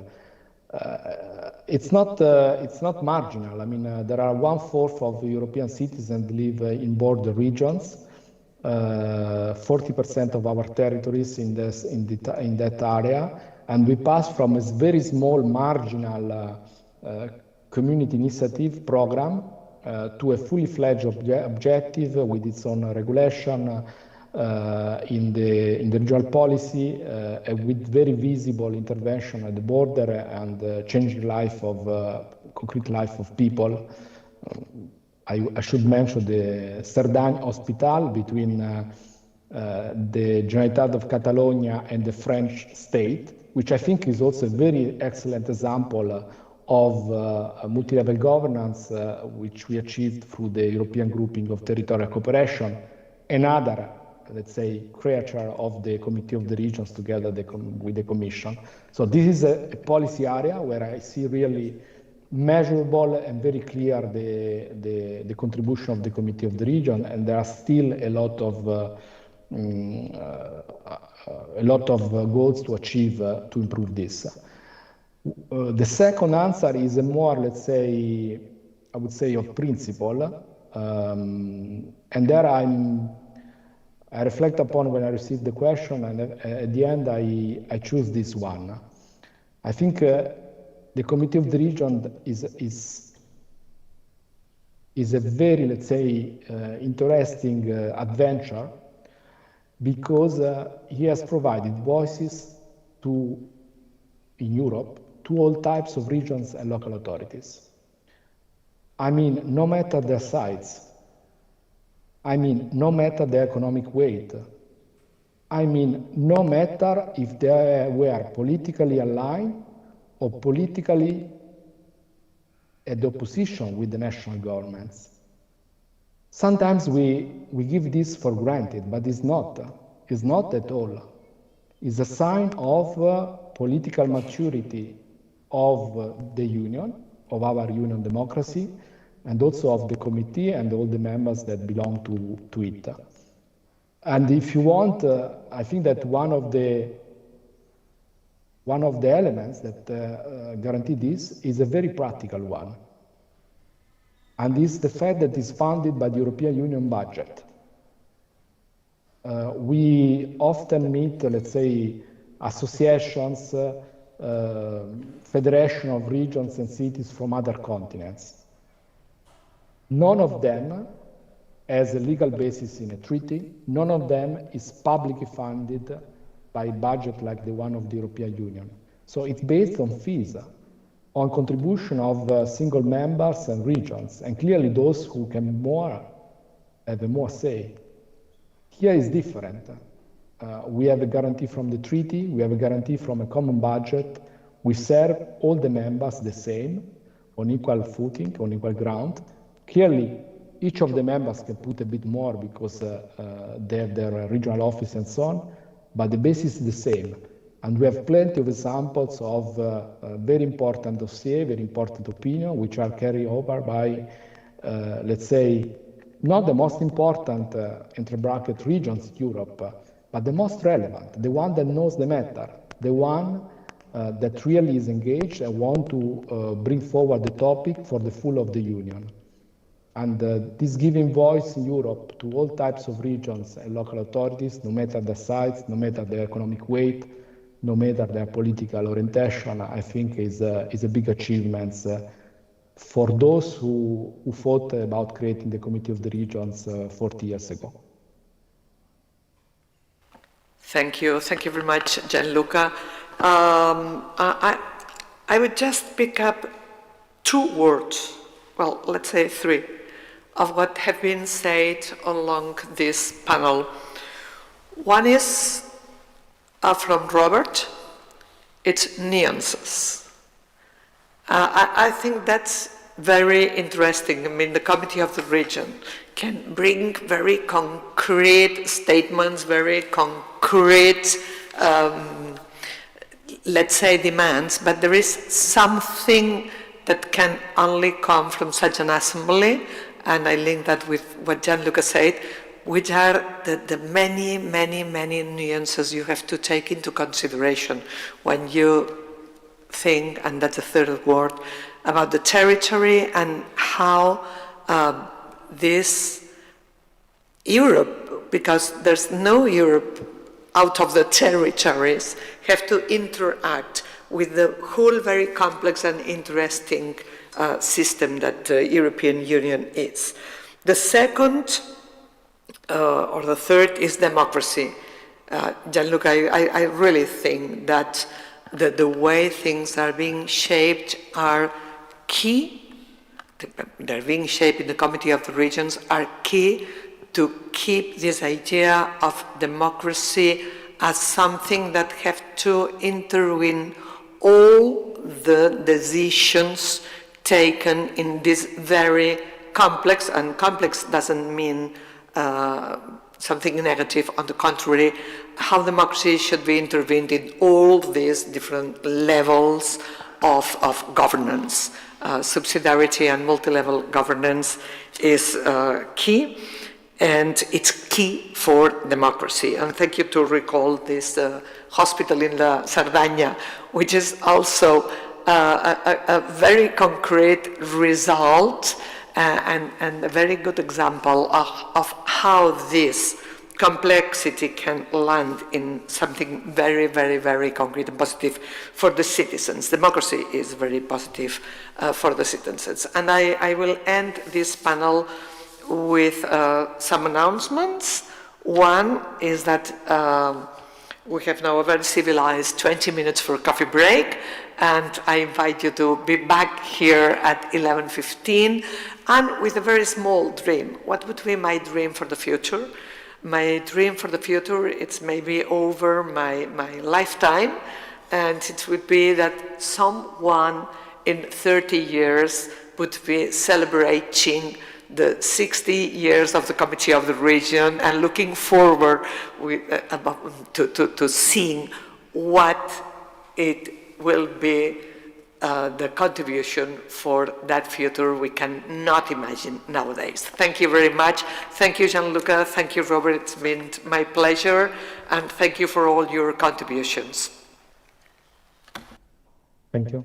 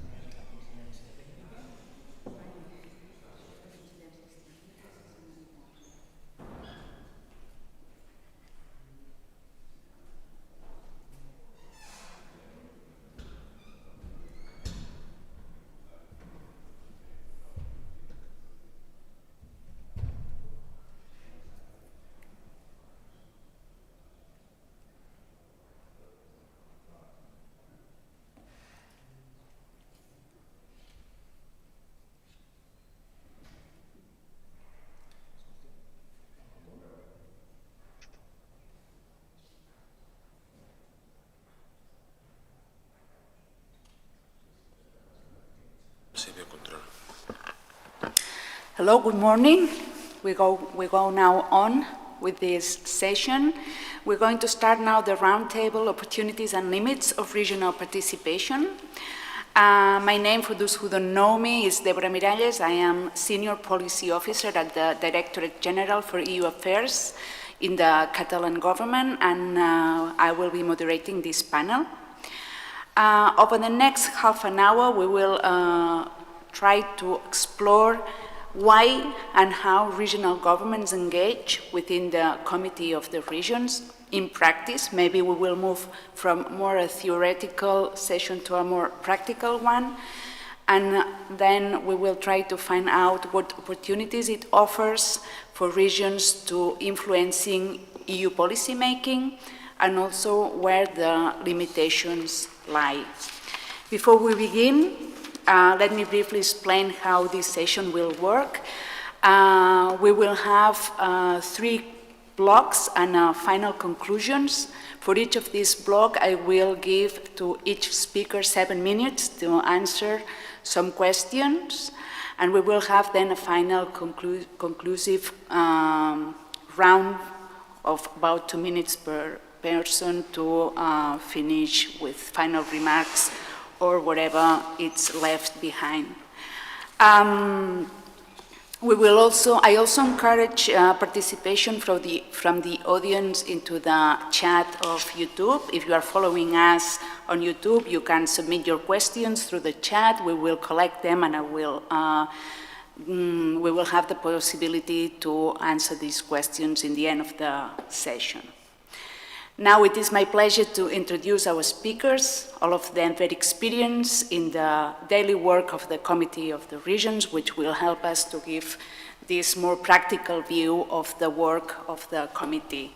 First, we have Agustí Fernández of Losada, Secretary for European, Multilateral Affairs and Development Cooperation at the Government of Catalonia. Thank you very much for being here. We have also with us Florian Ziegelbach, Head of Unit responsible for European policy at the Baden-Württemberg State Ministry. Thank you very much, Florian, for joining us. And finally, Nicola Dall'Olio, Public Policy Officer at the Emilia-Romagna Region Delegation and Expert Assistant of Alessio Mami, Regional Minister and member of the Committee of the Regions. So thank you all for being here. And now we will start with our first question, which will be more focused on why those regions invest in the Committee of the Region. Which is the motivation? Which is the strategic value that your regions give to the Committee of the Region? And I would ask you to go more in detail in these 3 areas. What role does the Committee of the Regions play within your broader European strategy? Why do you think regional government should dedicate political and administrative resources to it? And finally, what can regions realistically expect to achieve through their participation at the Committee of the Region? As I said in the beginning, I would give you about 7 minutes each to answer these questions of the first block. And if you please, Agustí Fernández de Losada, if you would like to start, the floor is yours. Sure. Thank you, Deborah. Thank you, the organizers, for convening this timely and very relevant debate on the Committee of the Regions, on the importance for regions to participate in these EU institutions. To answer to your question, I would like to first tell you that for our government, for the Catalan government, EU and the link with the EU is crucial. For us, being part of the EU policy making is essential, because many of the policies, most of the policies that are developed by the European Union, by the European institutions, have a direct impact in our realities.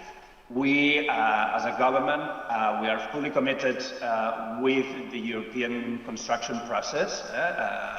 We are also really committed with the foundations of this process. For us, what the group represents in terms of democracy, in terms of the rule of law, in terms of the protection of human rights, etc., is crucial. It explains the way we see the world, the way we see our societies. So for us, Europe is a priority. But if we go in depth into the different policies that the European Union is launching, in many cases, these policies have a direct impact in our realities. They have an impact in the policies we develop as a government, but they also have an impact in our society, in our business sector, in our cultural institutions, in our civil society organizations, in our citizens. I think there is a very relevant part of applied directly at the regional and at the local levels. And there are policies like agriculture, like fisheries, like transport, like industry, like the digital transition, or like the climate change transition. Now, for example, what's behind the strategic autonomy or even defense are crucial, I insist, to explain and to provide a framework in which we operate as a region. That means that we have a matter of responsibility. We have to be involved in the policy making process, and we have been involved. I give you some examples. Our government has prepared a position paper to bring our perspective, for example, on the new MFF. So we are concerned about the proposal that the Commission did for the new MFF, or for the budget, for the European budget, and all the pillars that are behind this budget. And we have prepared, we wanted to participate and influence the definition of this budget. For us, it's really important. We are following also the definition of these national regional partnership plans, which will gather key policies for us, regional policy, agricultural policy, fisheries, many segments of the climate policies. So we are also following the way that the Commission is developing or is proposing to regulate these national and regional partnership plans. We are also highly connected to the Competitive Fund, to the Industrial Accelerator Act, or what is behind the new policies for the Global Europe or the Global Game. And these are only some examples of policies that are designed, will be implemented by the European institutions that have a direct impact in our realities, and where we have prepared documents, positionings to have a say, to inform this. Here the key question is which channels have regions to influence the policy-making process, which are the channels that regions can use to make their voice heard, to inform these policies. And we have a diversity of channels. We have bilateral relations with the European Commission. We have delegations from many regions, and I think all the three regions that are seated in this panel, we have delegations in Brussels. So we have this bilateral channel with the Commission, with the European Parliament that plays a crucial role in the legislative process. Also with our member states and with the permanent representations in Brussels, which are also crucial players in the policy-making process. We use also alliances with other regions, networks, for Catalonia being an active member of different networks is crucial. not only institutionalized networks like, I don't know, the CPMR or the AER, but also pop-up initiatives that are launched to follow certain questions that are relevant. But here, the Committee of the Region, as a channel, plays a crucial role. It is a unique institution that represents the voice of regional and local governments. It is an advisory body. It must be consulted, so consulting the Committee of the Regions is compulsory, but its opinion is not binding. So has a limited capacity to influence. I would say, with the aim of provoking a little bit the debate, that the Committee of the Regions, it is situated in the periphery of the institutional architecture of the EU, but it exists. It is recognized in the treaty as a body, as an institution that represents the regional and the local voice, and in my perspective, it is highly important for regions, for local authorities. And it is, for us, a key channel to bring our voice to the different legislative processes that are paid. We have used the Committee of the Regions, and we are using the Committee of the Regions to, I insist, bring our perspective to the different policy-making processes that I have already mentioned. So I will let it here. I insist, it is a key channel. It is a unique institution for regions and for local authorities, and we are fully committed to be an active member of this. Thank you very much, Agustí. I would now like to turn to Florian Ziegenbalg. Please, you have the floor. Thank you very much, and also for our friends of Catalonia. Do you hear me? No? Okay, perfect. Thank you very much also for our friends of Catalonia for organizing this conference. I think it's quite important that we, at least at the moment, we deal also with this Committee of the Regions for us in Baden-Württemberg. So to say, it was from the beginning on, from the origins, we had already before advocated for creating a body for regional and local authorities inside the European institutional architecture. So the German Länders, but also the Baden-Württemberg state government had been promoting since the 80s for such an institution, and that's why we were always committed as state government, as Land, inside the Committee of the Regions. And I think I can say that also we have a relatively new government since May, but we have long a tradition, and I think I'm very optimistic that we can also continue with this long tradition to being a very active region on the European level, which also includes an active role in the Committee of the Regions. And that brings me a little bit to the first question. What is the idea, or what is the expectations, and what is the role in our general strategy on EU policy for the Committee of the Regions?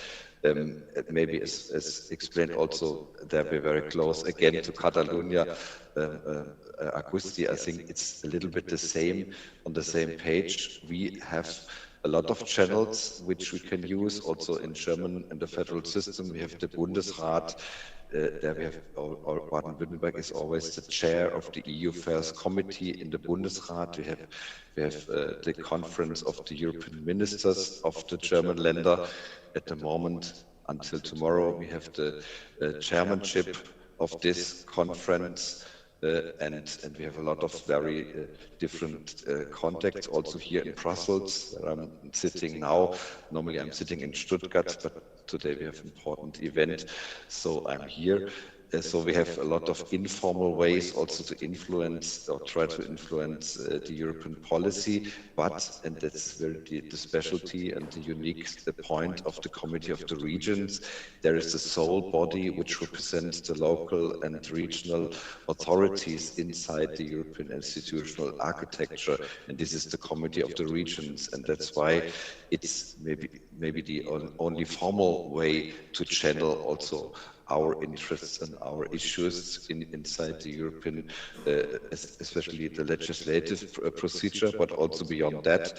I think Gianluca also already mentioned the Danube strategy and other things which are important, also initiatives out from the regions inside the European arena. And I think this is also important aspect of the Committee of the Regions to like influence, for one thing, the legislative work of the EU, but also on the other side to raise issues which are raising inside the regions, like at 20 years ago when we the sort of idea of founding fathers and mothers of the Danube strategies from the macro-regional point, but very recent, I remember very well when the ARA, the Automotive Regions Alliance, has been created, which has been also a child of the Committee of the Regions, and this is also an important aspect that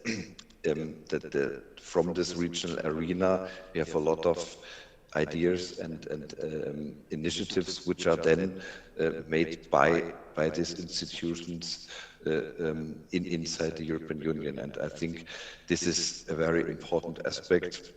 We come later on the future of the idea, what's the perspective of the Committee of the Regions, but this is one important point I want to raise here in the beginning, also for the state government of Baden-Württemberg, that we have this arena used also for new impulses and new ideas on the EU level from the regions. This is one point. Another point is that that we have also this network. I think it was already mentioned that is a unique point and unique area where we can meet other regions, other like-minded partners for ideas and for issues, because we realize that it's more important to go with friends, with networks on the European levels, and that it's important to act in this community. And I think there the Committee of the Regions plays also an important role for us to find like-minded partners and also to exchange best practices and all these things, and also to then raise concrete issues. Like last year we had the opinion on the EU-Switzerland relations, which have been very much important for us as bordering regions to Switzerland. And I think this is also an important example where the regions can make a difference, because also inside Switzerland, the cantons, the conference of the cantons, made the case for the new bilateral agreements between Switzerland and the EU level, and also we as a state government made a case with the Commission, with the Parliament, also the Council, through the German federal government, that there has to be a restart of the negotiations on EU-Switzerland relations. And I think it was very important that also the General Committee of the Regions has been used, and that we have there also opinion on that, and that we make it clear via this that this is an issue which concerns all the regions on all levels, and that's why I think it's a valuable contribution of the Committee of the Regions in this special case. And I think this is maybe a sort of example for the importance of the Committee of the Regions. On the other side, I think it was already mentioned before that we have to be also realistic, that maybe the expectations should not be too high, that it was already mentioned that the Committee of Regions is a consultative body, advisory body, but that we can imagine that it's sort of a Bundesrat on the EU level. But nevertheless, I think, and there are various examples, that it can make also some influence on some cases, and I think the more the issue is related to regional and local matters, the higher the impact is on the European level. That's why I think it's important also to concentrate mainly or focus a lot on these issues, and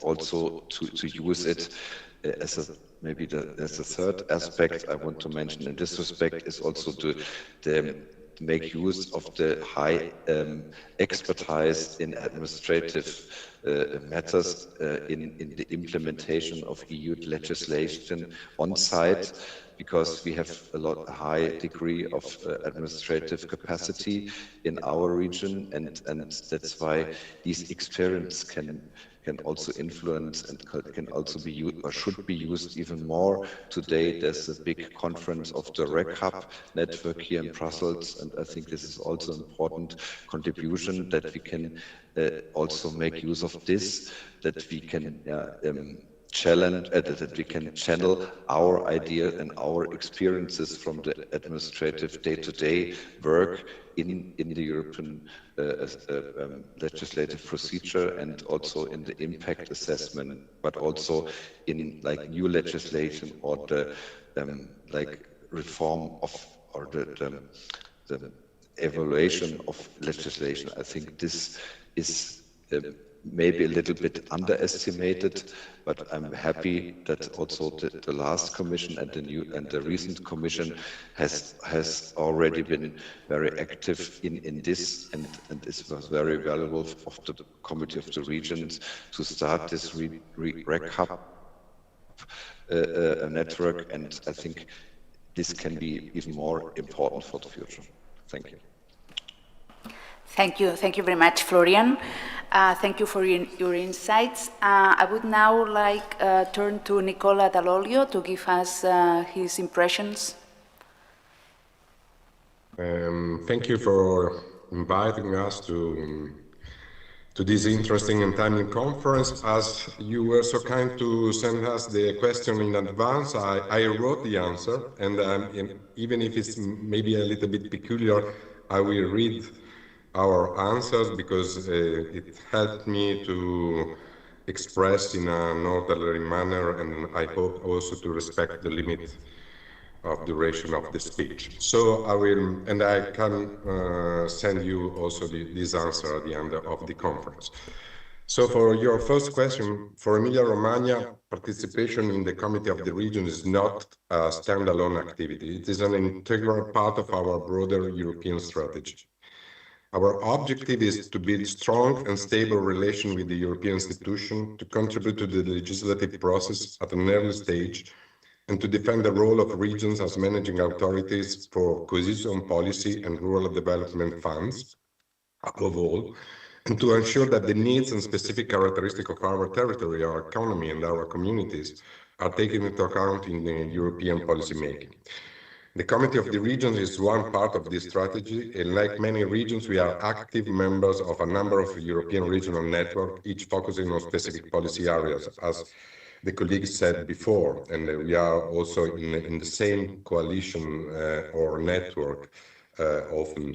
In agriculture, which is the area I work on, Emilia-Romagna region is member of AREPO, and Catalonia and Baden-Württemberg is member also of AREPO, as the network of European regions and producer of geographical indication. We are also members of AREF, is the Assembly of European Horticultural Regions, as Catalonia do, and of agri-regions, a coalition of agricultural regions working to preserve the role of regional authorities in the implementation of the common agricultural policy. So we are already active in this network of these three regions.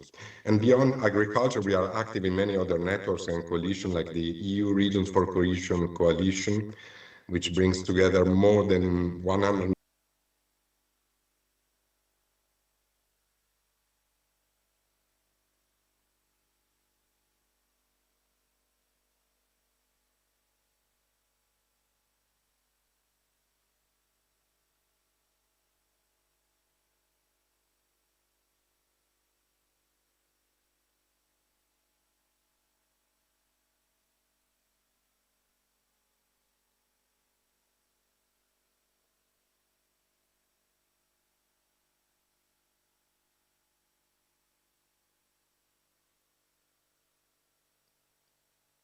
Now they're back. Nicola, sorry, we had some technical problems. We had some technical problems. We have heard you, I don't know, we have had some technical problems in the beginning, so I would like you to go a little backwards, if you could not necessarily start from the beginning, but... No, not from the beginning. I would say just, I was saying that the work we do with regional networks is in some ways integrated and reinforced the work we do in the Committee of the Region. That was the point I was expressing and showing in that moment, and the position, and so I will continue from there. And the position that are developed within our networks can feed directly into core opinions and political debates, and at the same time the discussion taking place within the committee, the opinion it adopts, and the information we receive firsthand from European institutions become extremely valuable inputs for defining the common position of those same networks. Then there is therefore a continuous exchange between these two dimensions. And also the committee also offers something that regional networks alone cannot provide. When a regional representative becomes a rapporteur, the committee opens doors to a much more structured dialogue with the European institution. It creates opportunities to engage directly with the European Parliament rapporteurs, officials from the European Commission representative, and I will maybe describe that in this experience in the next question, and also through to the member states, the permanent representation, and in some way to the council. And these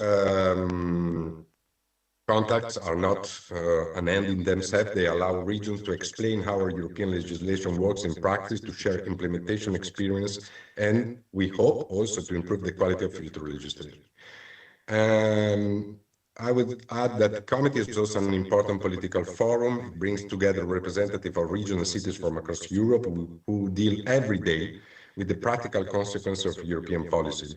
And this creates a unique environment for exchanging experiences and perhaps more importantly for building a common political culture around principles that are fundamental for regional governments. And sometimes they are a little bit forgotten in Brussels: subsidiarity, place-based policy, and multi-level governance. And this principle we know are particularly relevant today, as many of us are closely following the discussion on the next multi-annual financial framework, and some of the proposals currently under discussion raise questions about the future role of regional management of European programs. And participation in the committee also means staying closely connected to the European legislative process, of course. Provides regular opportunities to exchange views with the European Commission and senior officials, to anticipate policy developments, and to build long-term relationships with other regional governments. In fact, the Water Resilience Alliance that I mentioned earlier was initially inspired by discussion within the Committee of the Region. It then developed and expanded thanks to the context and cooperation made possible through the core. And this is, in my view, a good example of the committee acting not only as a consultative body and assembly, but also as a catalyst for cooperation between regions. Thank you to the three of you. I think there's something I would like to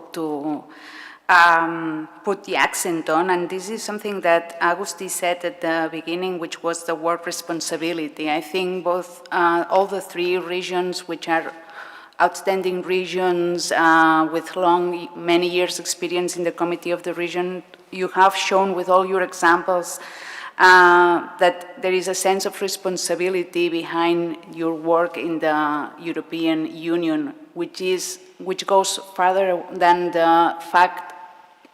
the limits of the Committee of the Regions. You know very well which the limits are, but still there's a sense of responsibility behind these regions that make you be completely involved in the EU policy making and use all the tools available to defend the interests of your regions. And I think this is key in this participation at the European level. I would move now to the second question, which is now not so much the why, are the regions or should the regions be in the Committee of the Regions, but how? This is more in detail to go to the practical dimension of this participation.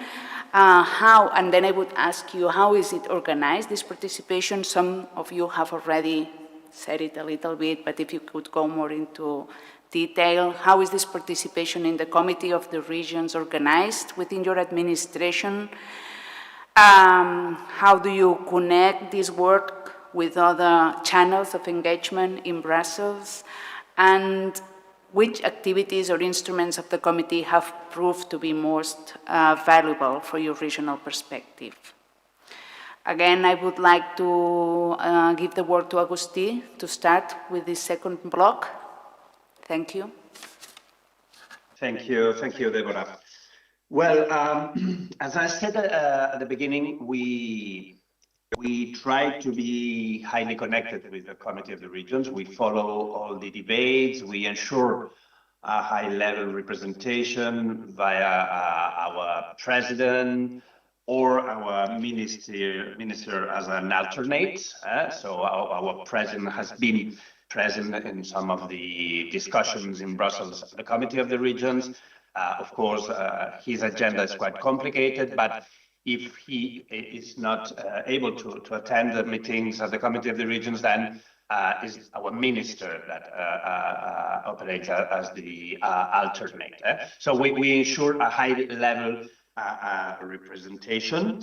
We are present in 2 commissions, I think like all other regions or members. In our case, we are members of the CIVEX Commission and of the COTER Commission. One commission is relevant for us because we manage the external action policy of our government. So through the CIVEX Commission, we have a channel to influence the EU external policy, so the global Europe policy. I'll get back to this after. And through COTER, we follow the MFF, we follow regional policy, cohesion, the evolution, and I think we share here a key concern on the evolution of the regional policy and the structural funds for the next MFF, but also certain specific policies like housing, which are crucial for us. We follow the work of the Committee of the Regions through our delegation.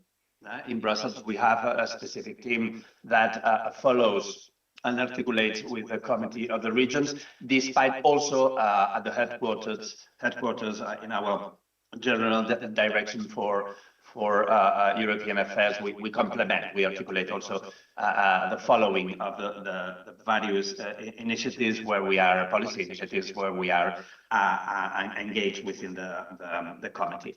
For us, the drafting process of an opinion is relevant. We launched we prepared our first opinion as a government, and we are now in the government since almost 2 years. Last December, we approved our first opinion, and I think drafting an opinion is very interesting.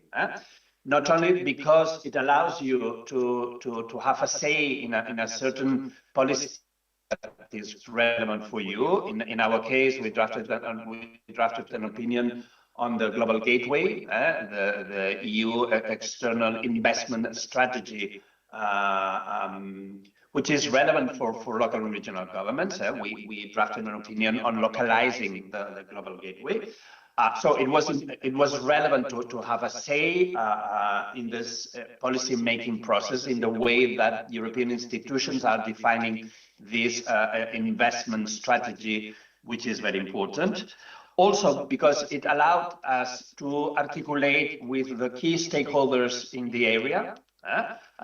We organized a stakeholders meeting with the main networks, city and regional networks that operate in decentralized cooperation in EU external affairs. We had also different national governments involved in the consultation. Certain governments that are sensitive and close to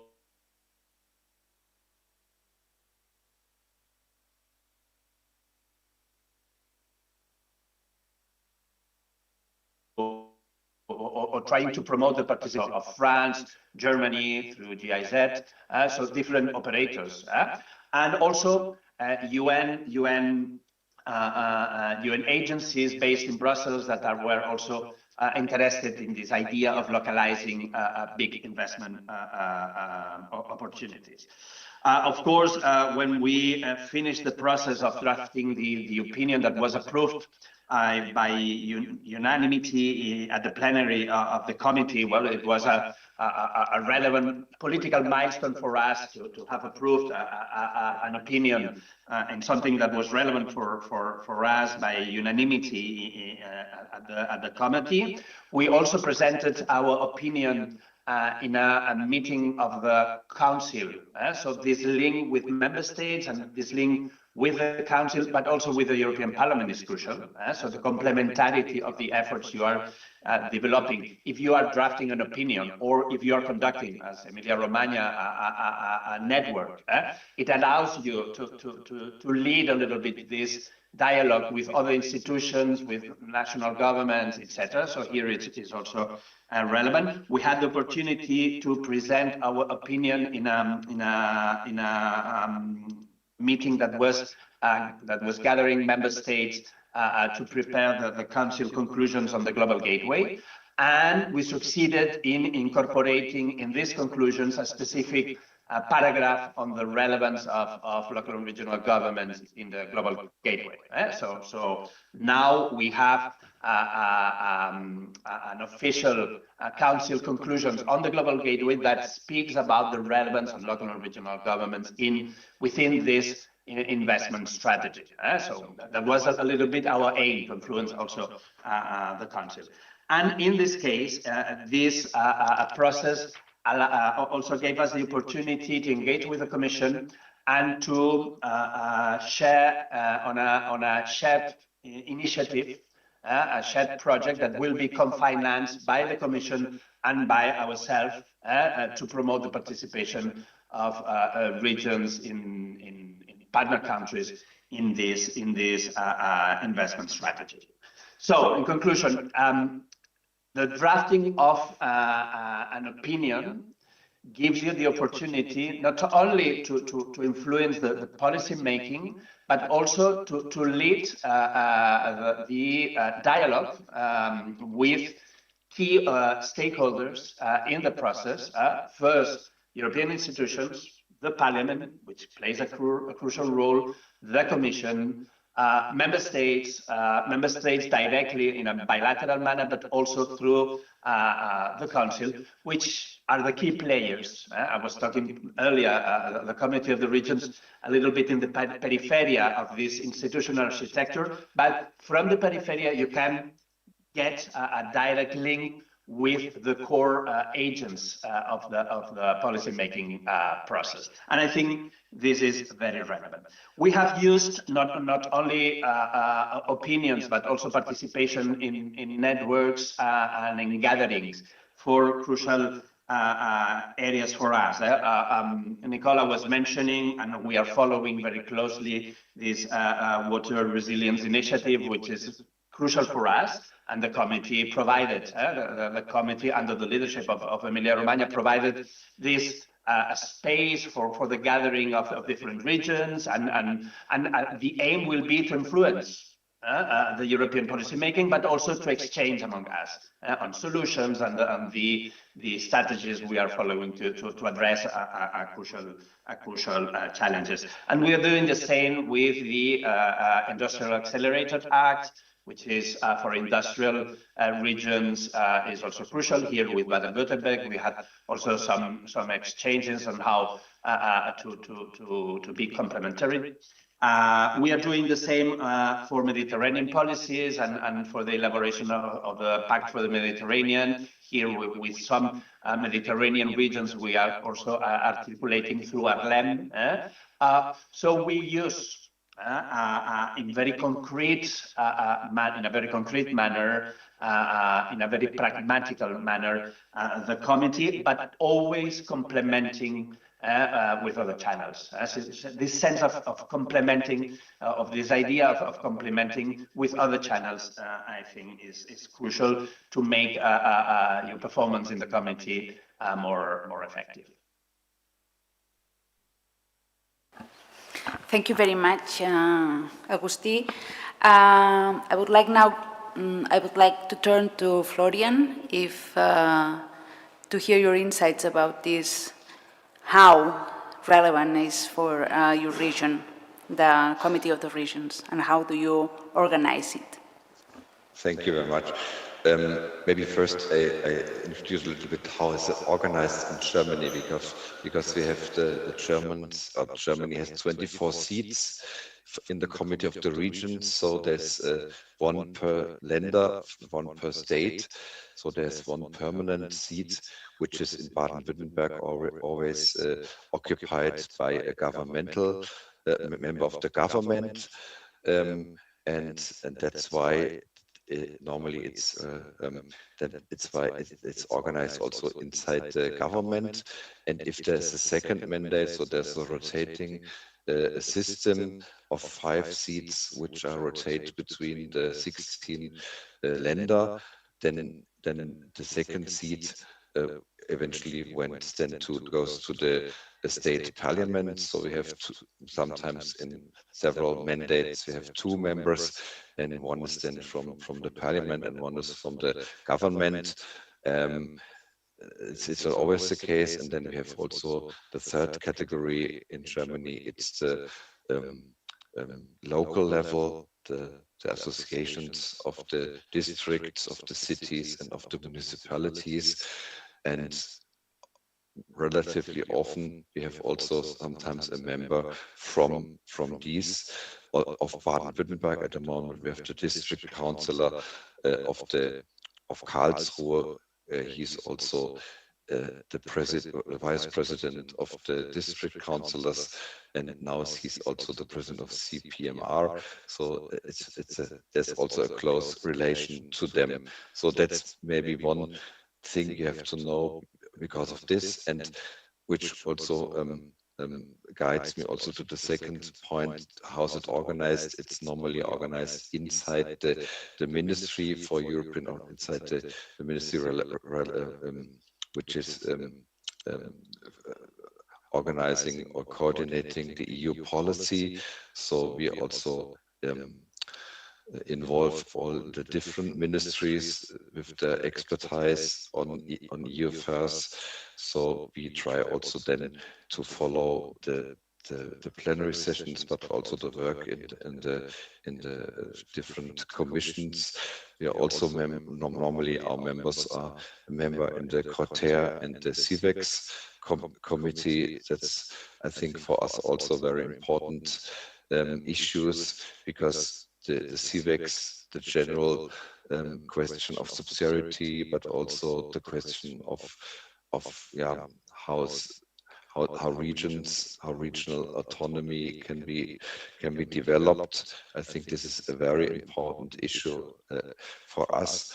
And Comitè, the MFF cohesion policy, but also cross-border cooperation is very important for us, because we have a lot of direct cross-border cooperation with Switzerland, with France, but also inter-regional cooperation with Catalonia, for instance, but also the macro-regional cooperations. And I think these are also the policy issues we follow inside the Committee of the Regions.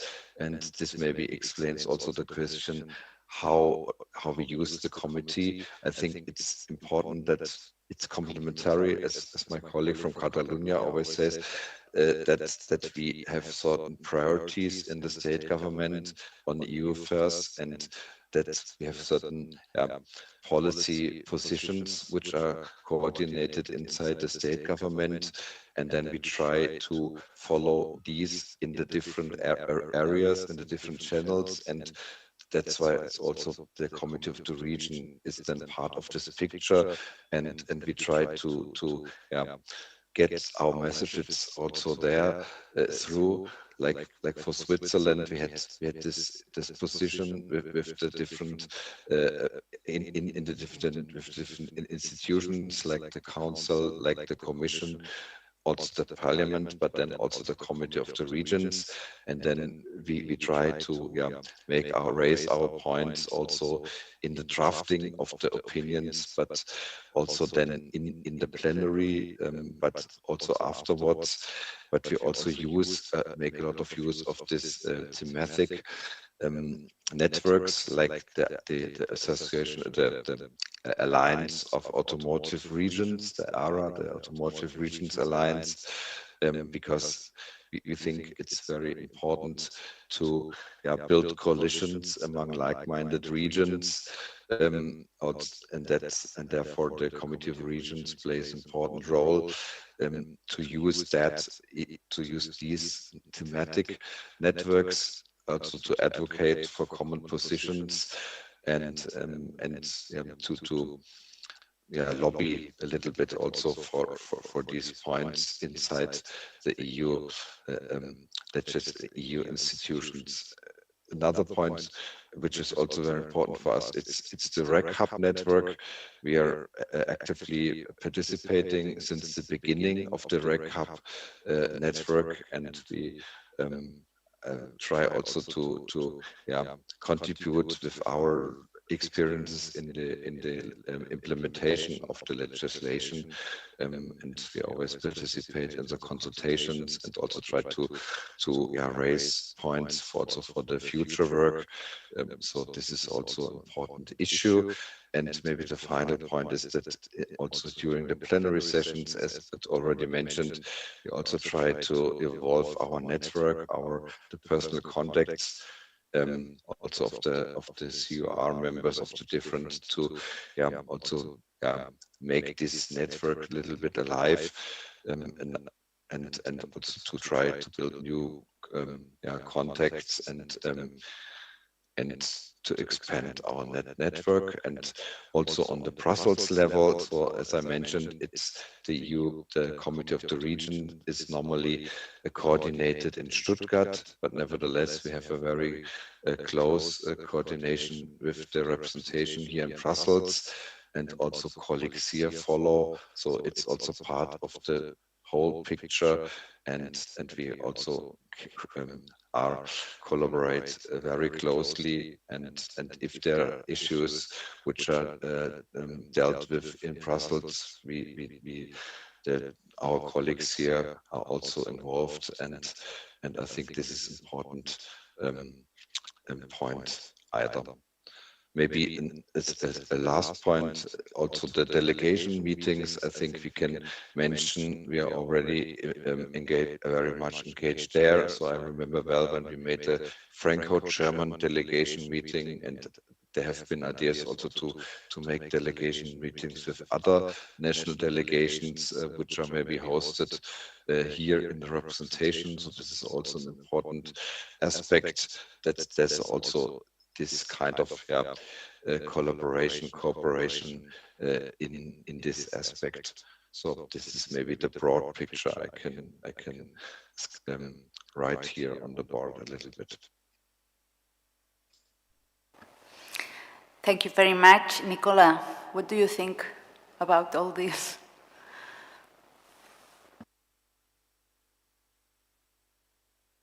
Sorry. Okay. Do you hear me now? Yeah. I totally agree with my colleagues, and I will try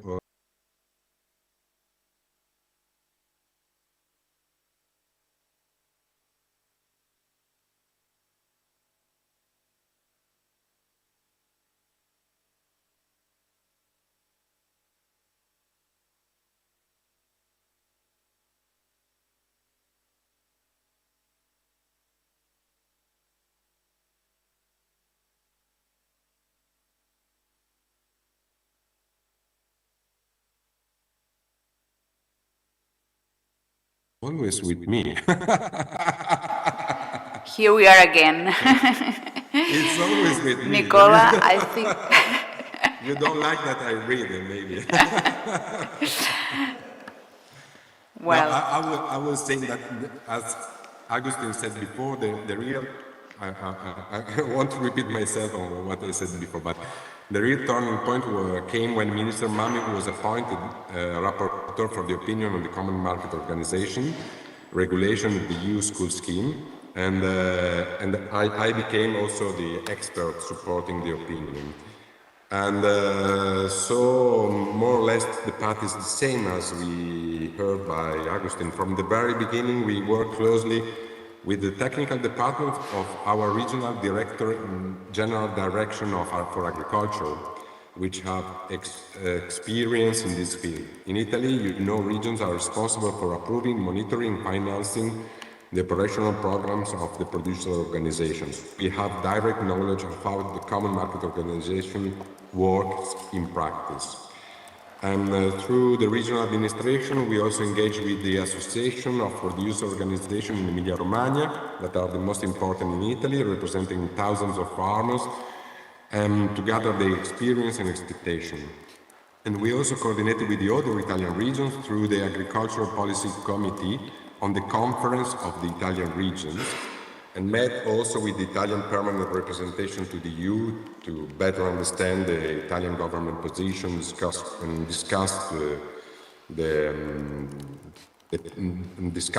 what is going on in the Council.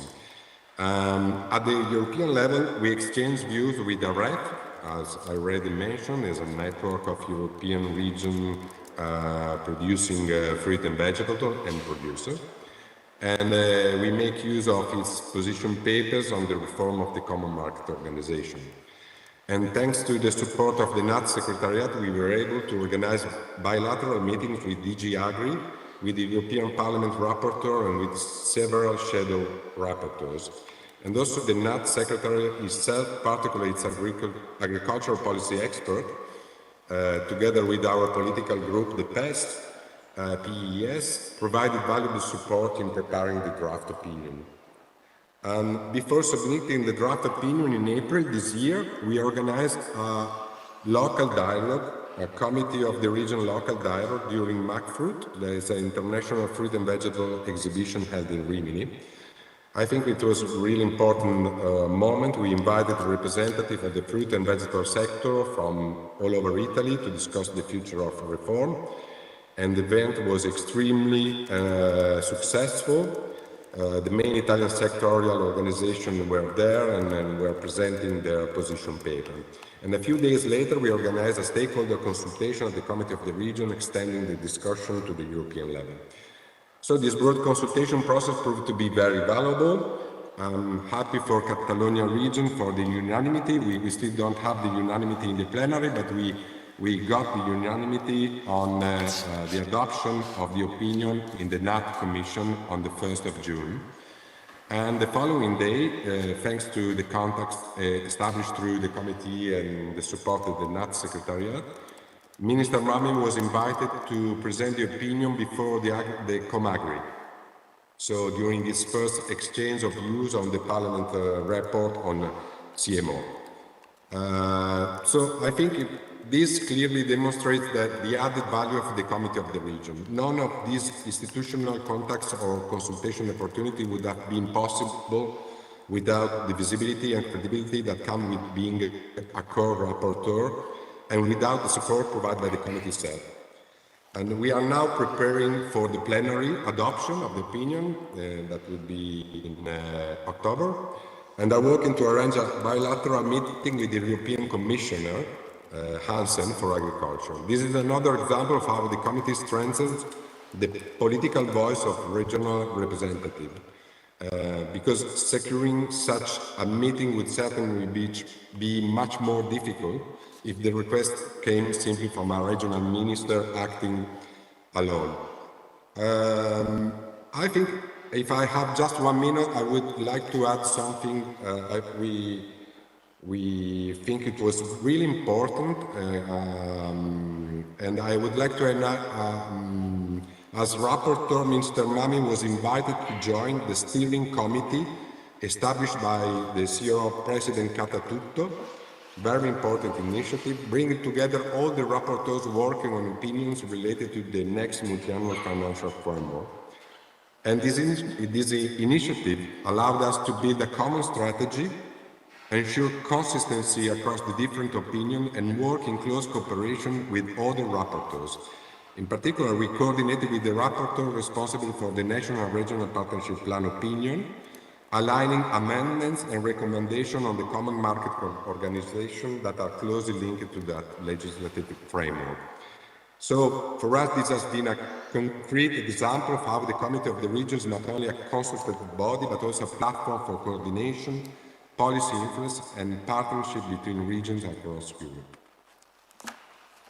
Thank you very much. I think one of the main takeaways from this panel is that really when regions like yours are willing to use the Committee of the Regions as a driver to defend their interests, and they really decide to take an active role in the Committee of the Regions, there are many areas of influence which open up, and that if you use this in complementarity with other instruments, it can really use or work as an important multiplier.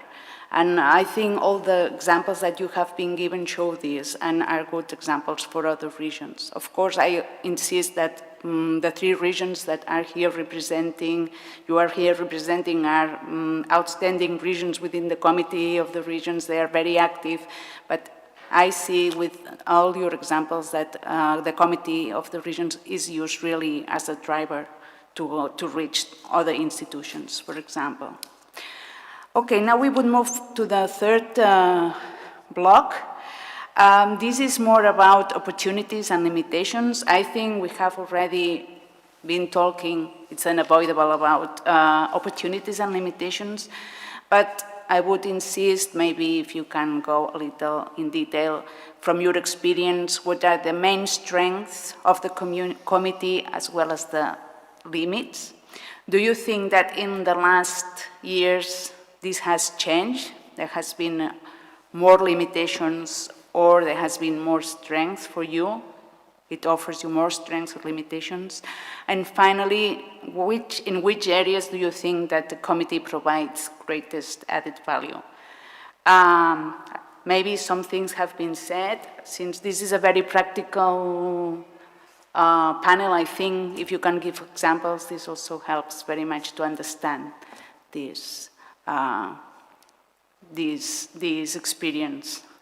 So again, I would like to give the word to Agustí. Okay, thank you again.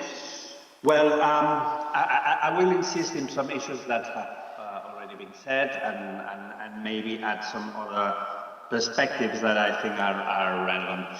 First, among the strengths, I think we all agree that the committee provides an articulated path to be connected with key policy dossiers, key policy agendas that are very relevant for us. So the channel matters, and this institutionalized channel is very relevant, I insist, to be connected with policy conversations in Brussels that are very, very relevant, and to do it at a high level.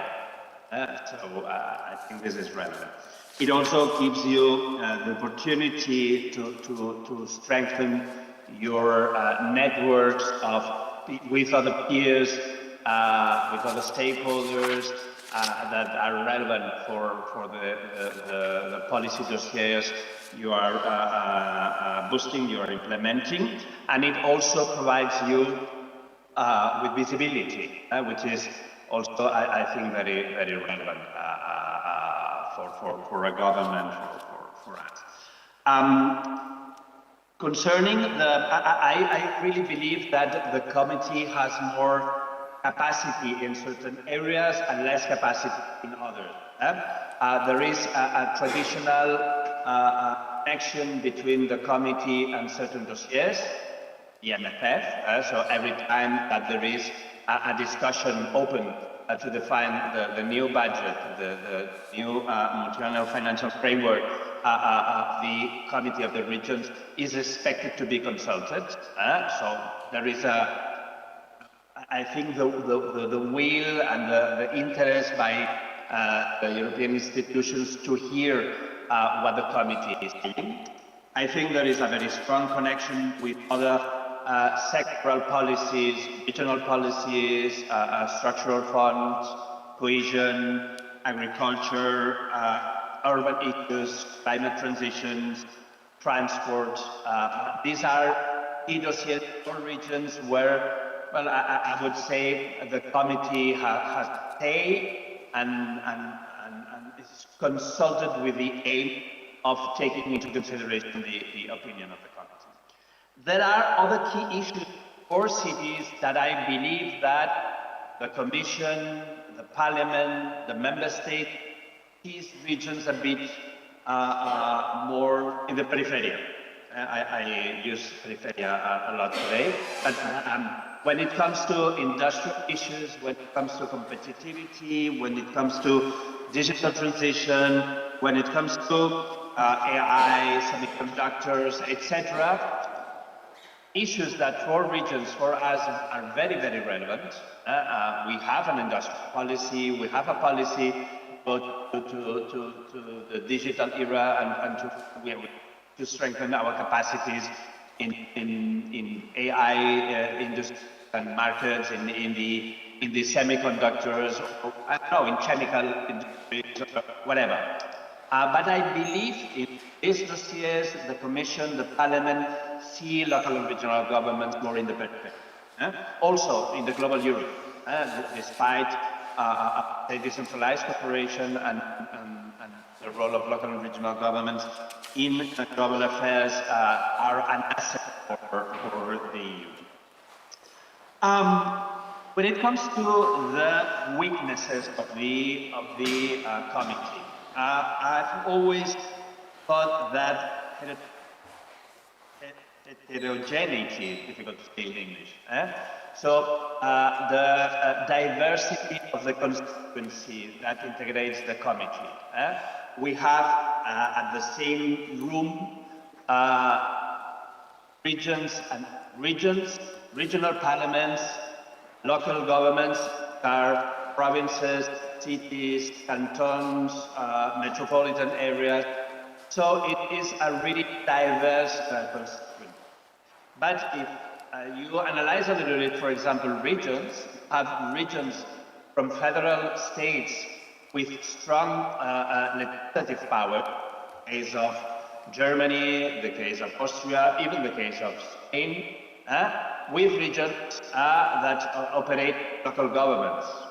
The case of France or other countries with less competences or competences that are shared with the central government.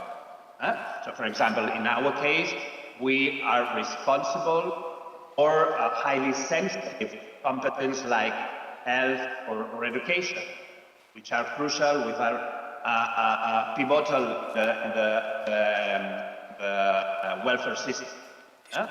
So these differences, in my perspective, weaken a little bit the capacity of the Committee of the Regions to influence. That is why there is a dialogue open here on the sense of the necessity to redefine the Committee of the Regions, to move forward or to move towards a bicameral Committee of the Regions, where regions could gather in a single camera and city local authorities in another one. Well, this is an open debate that lasted many, many years. It's nothing new, but I think it is relevant. I insist this diversity, this heterogeneity of the constituency might weaken a little bit the capacity of the institution to have a strong voice and to influence the policy making process. Because I insist, it is a good mechanism. We have to be all aware that we are in front of a consultative body. I insist, I think the voice of the committee, especially in certain areas, is heard, is taken into consideration. The real capacity to influence, well, it's more limited, but I think it's a very relevant institution. Thank you very much, Agustí, for your ideas. Florian, it's over to you. Thank you very much. So what are the main strengths of the Committee of the Regions? I think at first we have to look at the treaties, and it was already mentioned when it was created.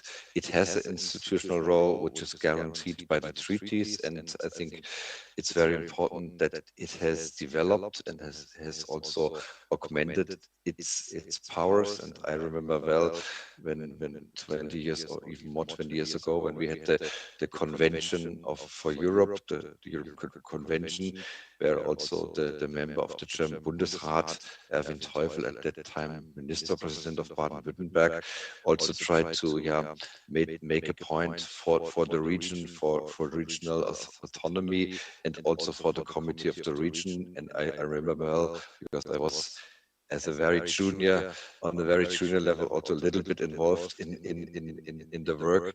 And I remember well that he were very close, in very close contact with the members of the Committee of the Regions, or the delegates of the Committee of the Regions at that time in the European Convention, and that achieved something that I think the role of the committee was strengthened already in the Lisbon Treaty, and also its role was very much appreciated in the early warning system, which was then also established.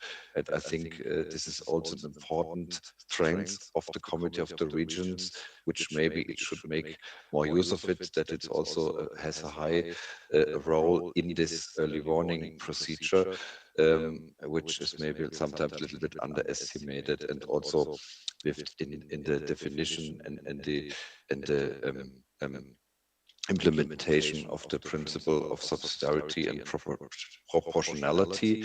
I think this is also a very important tool and a very important role, and this is all guaranteed by the treaties. So this is maybe one strength. The other strength is the high legitimacy through its elected members. I think it's very much important that it's like different from the Committee of the Social and Economic Committee. It's a different idea behind that, but the Committee of the Region is really representing the multi-level government, and I think that the local level and the regional level has a high degree of legitimacy through the elected members. And I think we always say it's a state level, so we don't want to be compared with like social interests and other things. So I think that we have to appreciate, and that's why it's also important that this is also enshrined in the treaties in Article 5, that the local and regional autonomy, it's also part of the identity of the European Union. And I think this is also a very important role, and the Committee of the Region, maybe it's the institutionalized expression of this principle. So this is also a very strength. And then I already mentioned that that's the high expertise of the regional administrations, especially in the implementation of EU legislation. I think this could not be underestimated, because the Commission and the Parliament, they don't have these close ties to the on-site administration, and I think they can really make use of it in a very good way to improve also EU legislation and make it more applicable for the daily users. And we have heard a lot of debates on simplification, etc. at the moment, and I think this is a very valuable contribution the Committee of the Region at the moment still does, and can make also in the future. And last point on the strengths, it's that its members, I think, are very close to the citizens. You already mentioned the mayors, but also the local, the regional governments. I think many of them also have a mandate in the constituency and have a very close context to all the citizens, and I think this bridge between the people and also the EU level, it's very much important, and I think this should not be underestimated, at least at the moment, but not only at the moment. Maybe it's also very much important for the future. So what are the limitations? I think it was already mentioned, my colleague from Catalonia, this is diversity of the regions and the cities inside, because they have very different constitutional, legislative, financial, and administrative powers. So this is this united in diversity principle, which is also reflected in the Committee of the Regions, and we have to deal with it. Nevertheless, I think if we are aware of it, we can also try to cope with it a little bit. But I think this won't change. Even inside the German federal system, we have the 16 lenders have the same rights and the same constitutional guarantees, but nevertheless there's a difference between Bavaria and Bremen. So still, so I think we know this diversity also inside our federal system, and we have to cope with it. But this is a limiting aspect of its work, and also, as you already mentioned, it's only a limited institutional role as a consultative body, so that it's not a third chamber which has a co-decision right or something like this. I think this maybe have been some hopes at the beginning, but it maybe was from the start on not realistic. But this is the limitations we have, and I think you can also try to work with it. And maybe there's another limitation. Limitation is also the committee of the members. They have a job at home. It's maybe the main priority for them. Like there's a time limitation, a resource limitation. I think that they can not devote a lot of time for the work. I think a lot of them are really passionate and invest a lot of time, but nevertheless, it's like when I see in Baden-Württemberg, the state parliament has, I don't know, each month at least 1 or 2 plenary sessions. Every Tuesday we have the Council of Ministers, where normally the members of the government are expected to attend, and all these things. So this is also, or mayors. I know that a lot of, we have also some mayors, which are, if you're a mayor of a big city, you have a lot of your diary is, or your agenda is full of items. So I think this is a limitative factor. Like it's not like the European Parliament, where the members are the main, it's the main job. But nevertheless, if you're aware of it, you can also find ways to deal with it. And then the question was also, how have these opportunities and limitations changed over time? I think they have. I had read, and maybe also some chats I had with some people who are longer term civil servants in our administration. They said at the beginning, at least in Germany, the lenders had high expectations, maybe overarching or exaggerated expectations in the Committee of the Region. But I think we have to be realistic, and I think the committee had also its merits in making the case for regional and local autonomy. Maybe this is also at the moment factor we have also to be aware of, that there is a certain trend, as Minister Duch also already mentioned in his introductory speech, that there's a tendency, or a risk, that there's a risk of re-centralization, especially in connecting with the MFF and the cohesion policy. And we also see it the more we get involved in this drafting of the national and regional partnership plans. I think this is really a fact we can't ignore. And the more I think should be the role of the Committee of the Regions, sort of a watchdog or a voice for regional and local autonomy, and really making the case. To my mind, it could be even more louder in this respect. But I think it's very important that we have this voice strengthened, and this is really a point which also triggers us at the moment a little bit and worries us also, that there's a sort of downgrading a little bit of this idea of regional and local autonomy, and we have really to make the case for it. And I think therefore, if there would not be such an institution like the Committee of Regions, we would have created at the moment, just to have an institutional voice for this.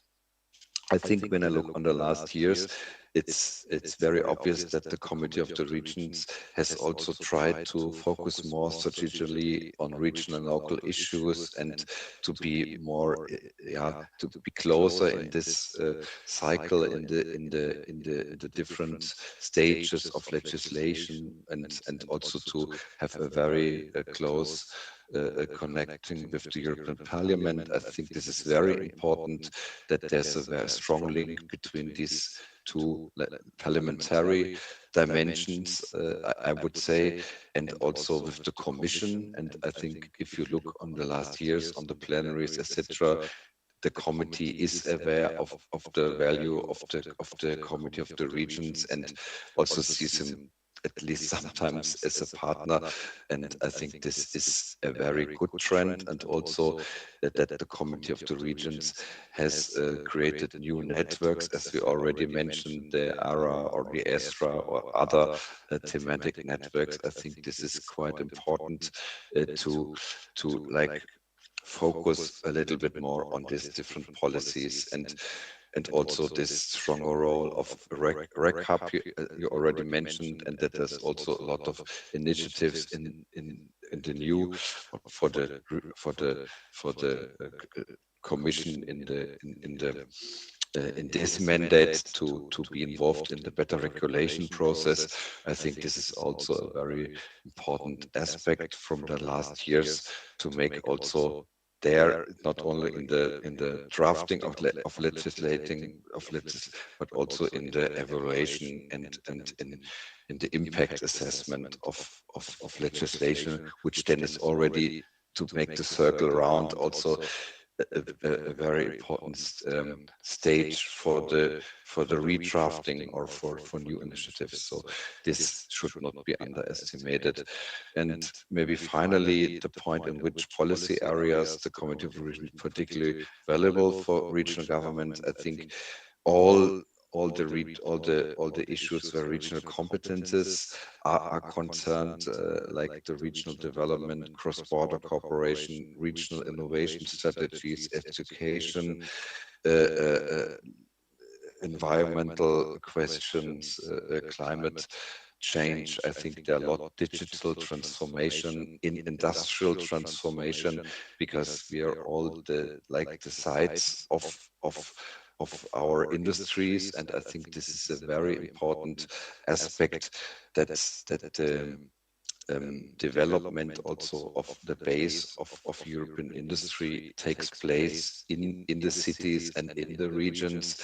And if you want to be and to stay a strong economy, I think this dimension has to be more, the focus has to be much more on this, to create a good environment, and to, because a lot of things, as already have been mentioned, are taking place on the local level, the infrastructure, the education system, etc., which are decisive for the companies, and also the point of research and innovation, like we have at least in Germany, but I know a lot other regions are at the competent authority for the management of the universities or the whole research areas. So I think this is a very important issue which should be more developed, also with the view of the next MFF,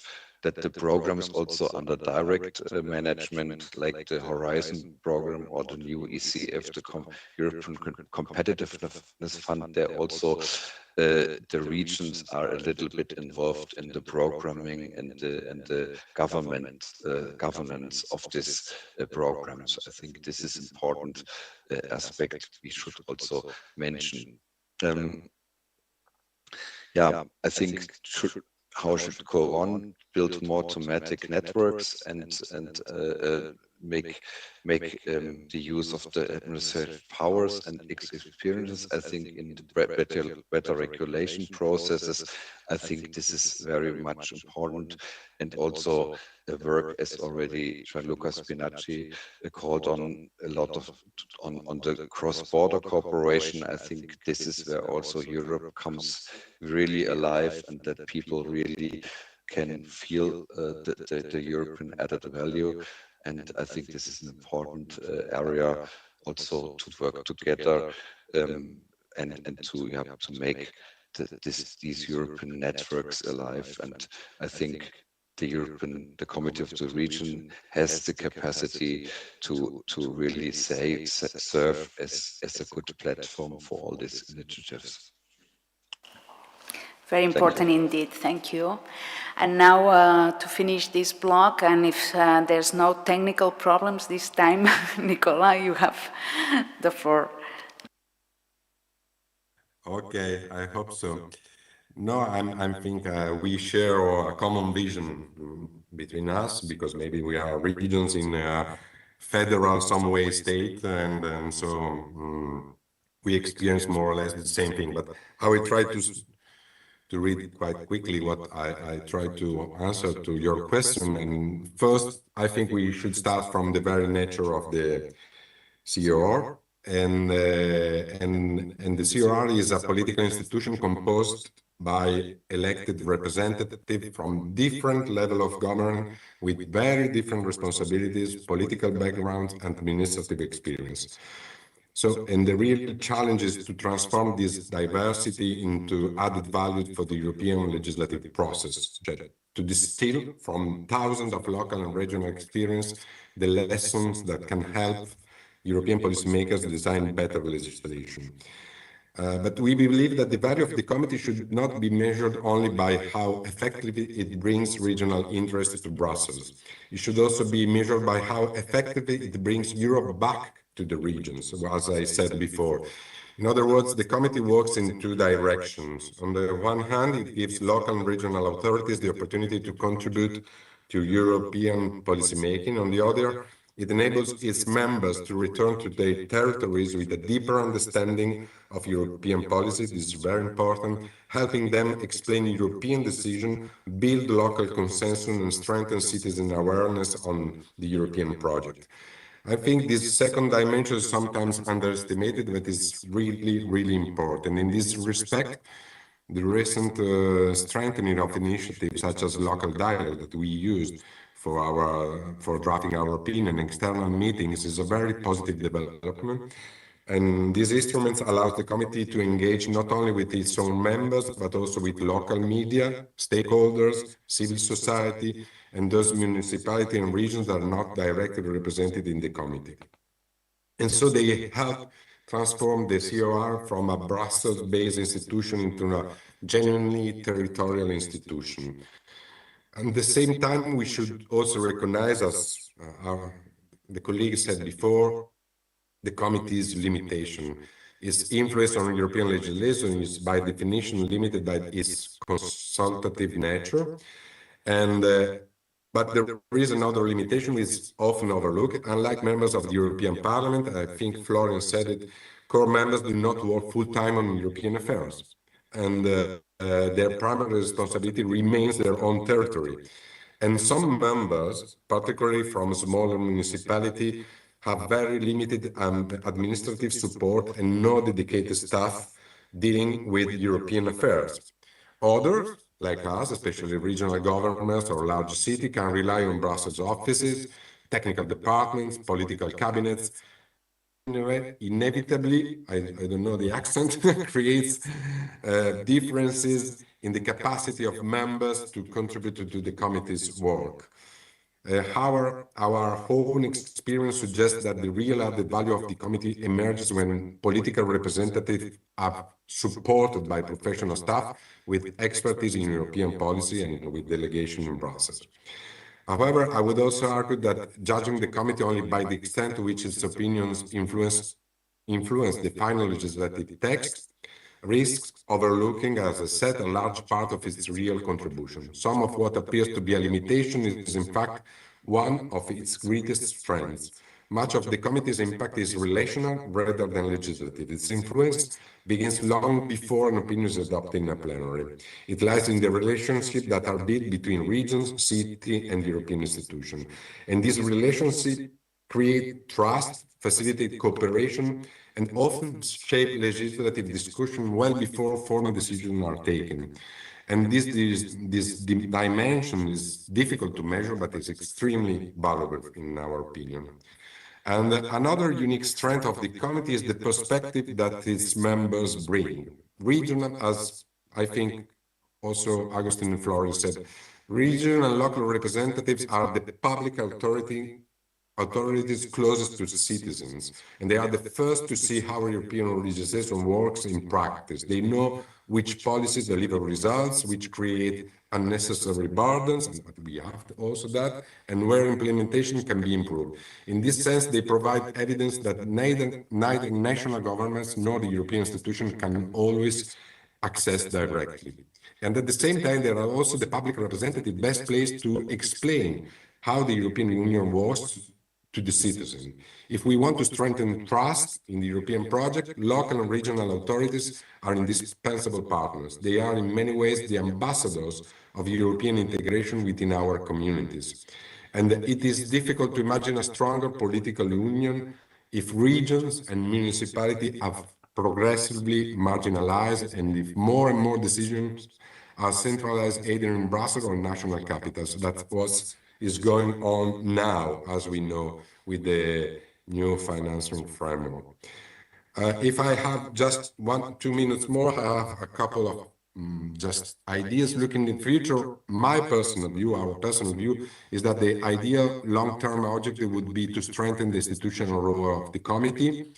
And in an ideal scenario, the core could gradually evolve from a purely consultative body into a genuine chamber of regional and local authorities, Bundesrat, it was said, and with specific powers in areas such as territorial cohesion or other areas, as we already said, and the monitoring of subsidiarity and multi-level governance.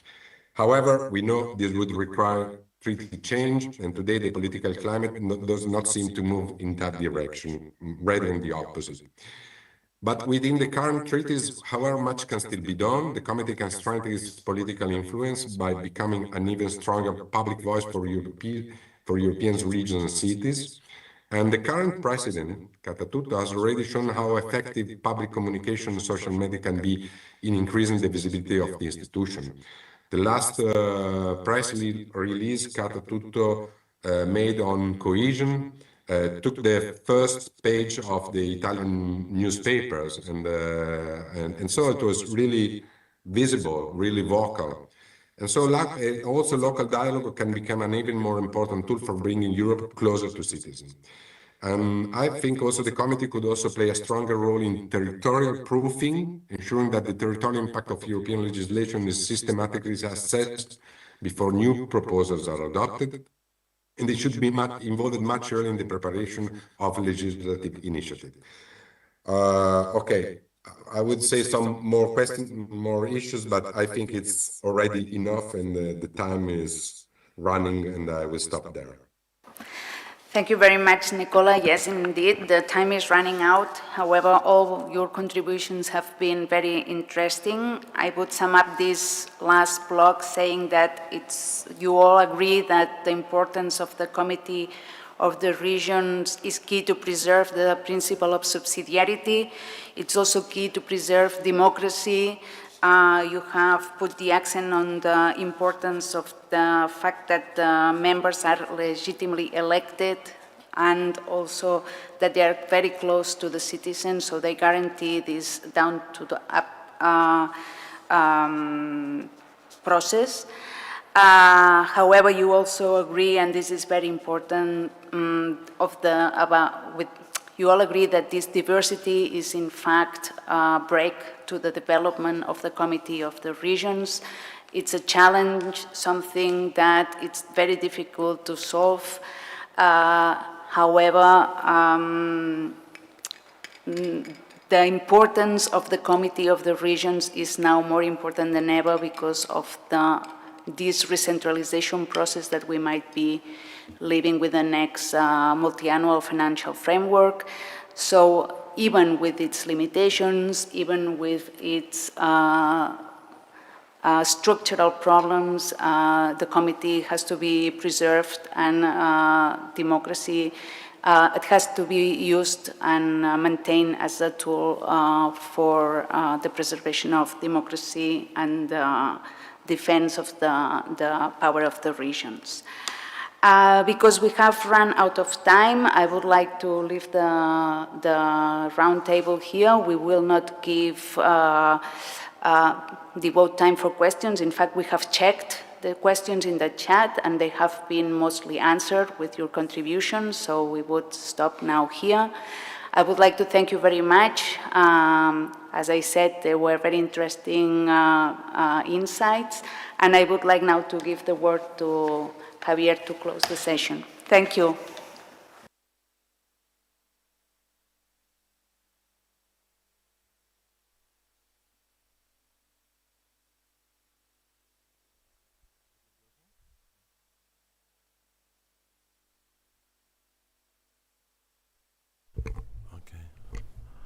Okay, thanks, Deborah. My intention was to try to draw a few conclusions, but I think this is extremely difficult, both because of most of the participation was already pretty much self-conclusive in the ideas and the contributions, and also because of the excellent work done by Deborah and Anna, who also summed up the main ideas after each of the two panels. So I'd like to use only a few minutes to do something maybe more personal, which is more my own understanding of this seminar.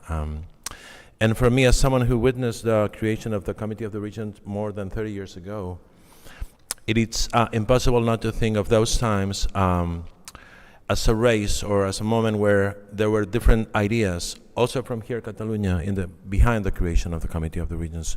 You could see the more traditional, embodied by the government of Catalonia and Jordi Pujol, who was a member of the Assembly of European Regions. And they were thinking of the Committee of the Regions together with their German counterparts, and also the federal Länder from Austria and the federal regions of Belgium. The Committee of the Regions as a chamber of regional representation and regional reading of European legislation. So the idea of having a kind of Senate, what they called a third chamber, a third level. And that was one vision of the Committee of the Region, which was more formal, more traditional, also more federal. And at the same time, we had Pasqual Maragall, and we have territories, and we have Pasqual Maragall. He made it to be the president also of the Committee of the Regions. We have the tradition of Barcelona, and that was completely different. And it was more the dynamism of territories, and seeing Europe as a place where this kind of dynamism could have something like an institutional impact, and we would have different territorial groupings which were connected to the reality of things on the field. For example, the European grouping of territorial cooperation and the Euro region of Pasqual Maragall was this second idea, of more the territories and their interests and their dynamism.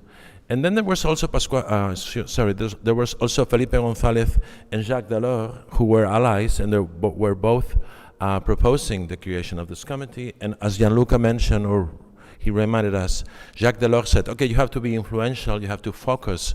And his approach to this was, you would be an important chamber if you manage to have an impact on regional policy. That was Jacques Delors' recommendation. So at it, we have these three souls at this 3 years ago. We have those three concurring ideas behind the creation of the committee. So I was listening to these different interventions and ideas, and I was asking which one of those prevailed, this is my personal question today, which one of these ideas is more important today? And I think that the question, the answer is not easy, but I think none of them prevail. The Committee of the Regions is not really a federal chamber of territorial reading.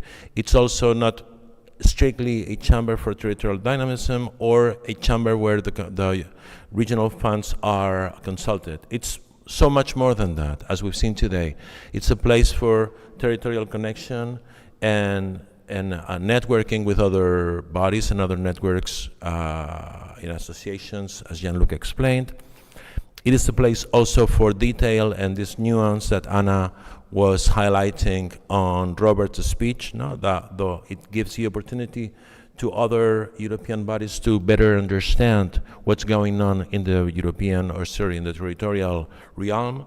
It is a place, it's also a platform for territorial grouping, for dialogue, for getting together to understand, as Florian said, what other regions are and territorial and local organizations are thinking about European legislation. It is the only place where you can really have a word and a voice pretty much on every aspect of the European agenda. So it is so much more.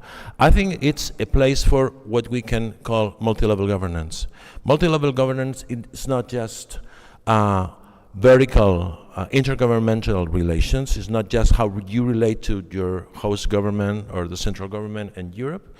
It's also how you relate horizontally to your stakeholders and discuss. And I think the Committee of the Regions has given us the opportunity to understand better multi-level governance. As Agustí, the representative from Catalonia, was saying, being the rapporteur in this specific piece of legislation regarding the Global Gateway gave them the opportunity to liaise with the European Parliament, with the Commission, and also with specific, at high level, also specific member states. So that would be more intergovernmental, vertical relation.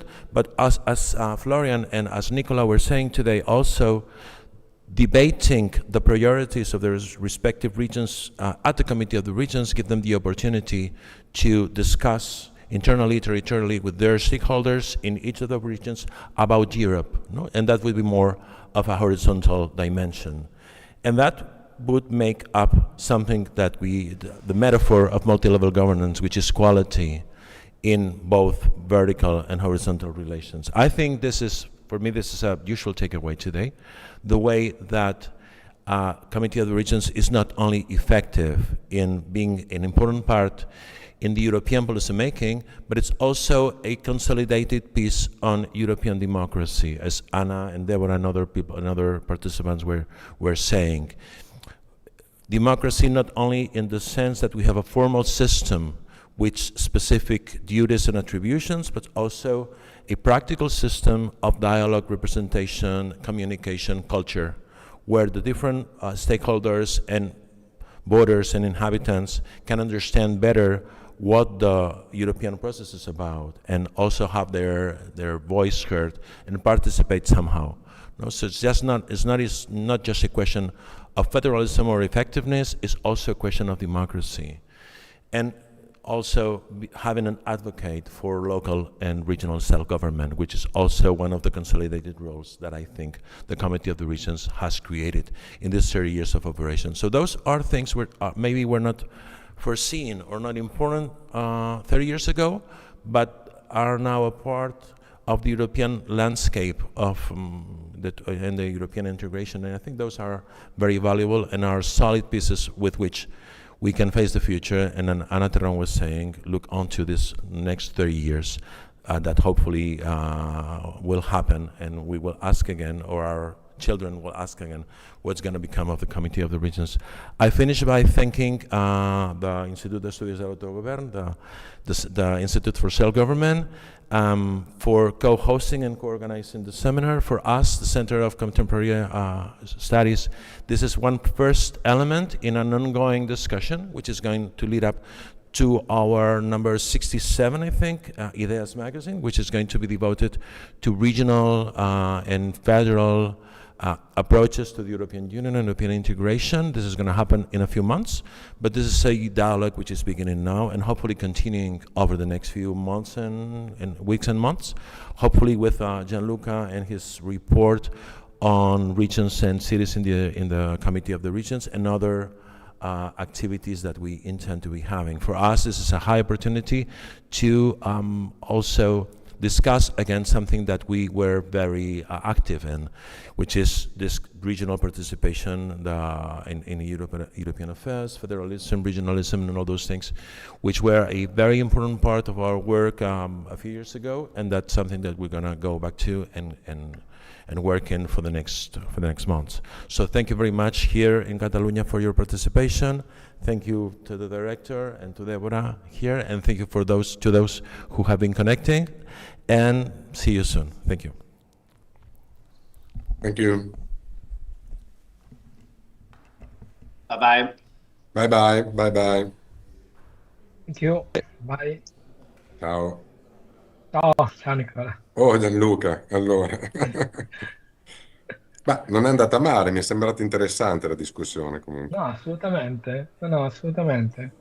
Anzi, spero che insomma continui e ci accompagni anche a noi, perché alla fine insomma avremo o la continuazione dell'attuale segretario generale, un nuovo segretario generale, avremo una nuova presidenza, quindi comunque è un momento di rilancio, poi insomma la vicenda dell'MFF ci obbligherà a ripensare un po' di cose, la preparazione all'allargamento.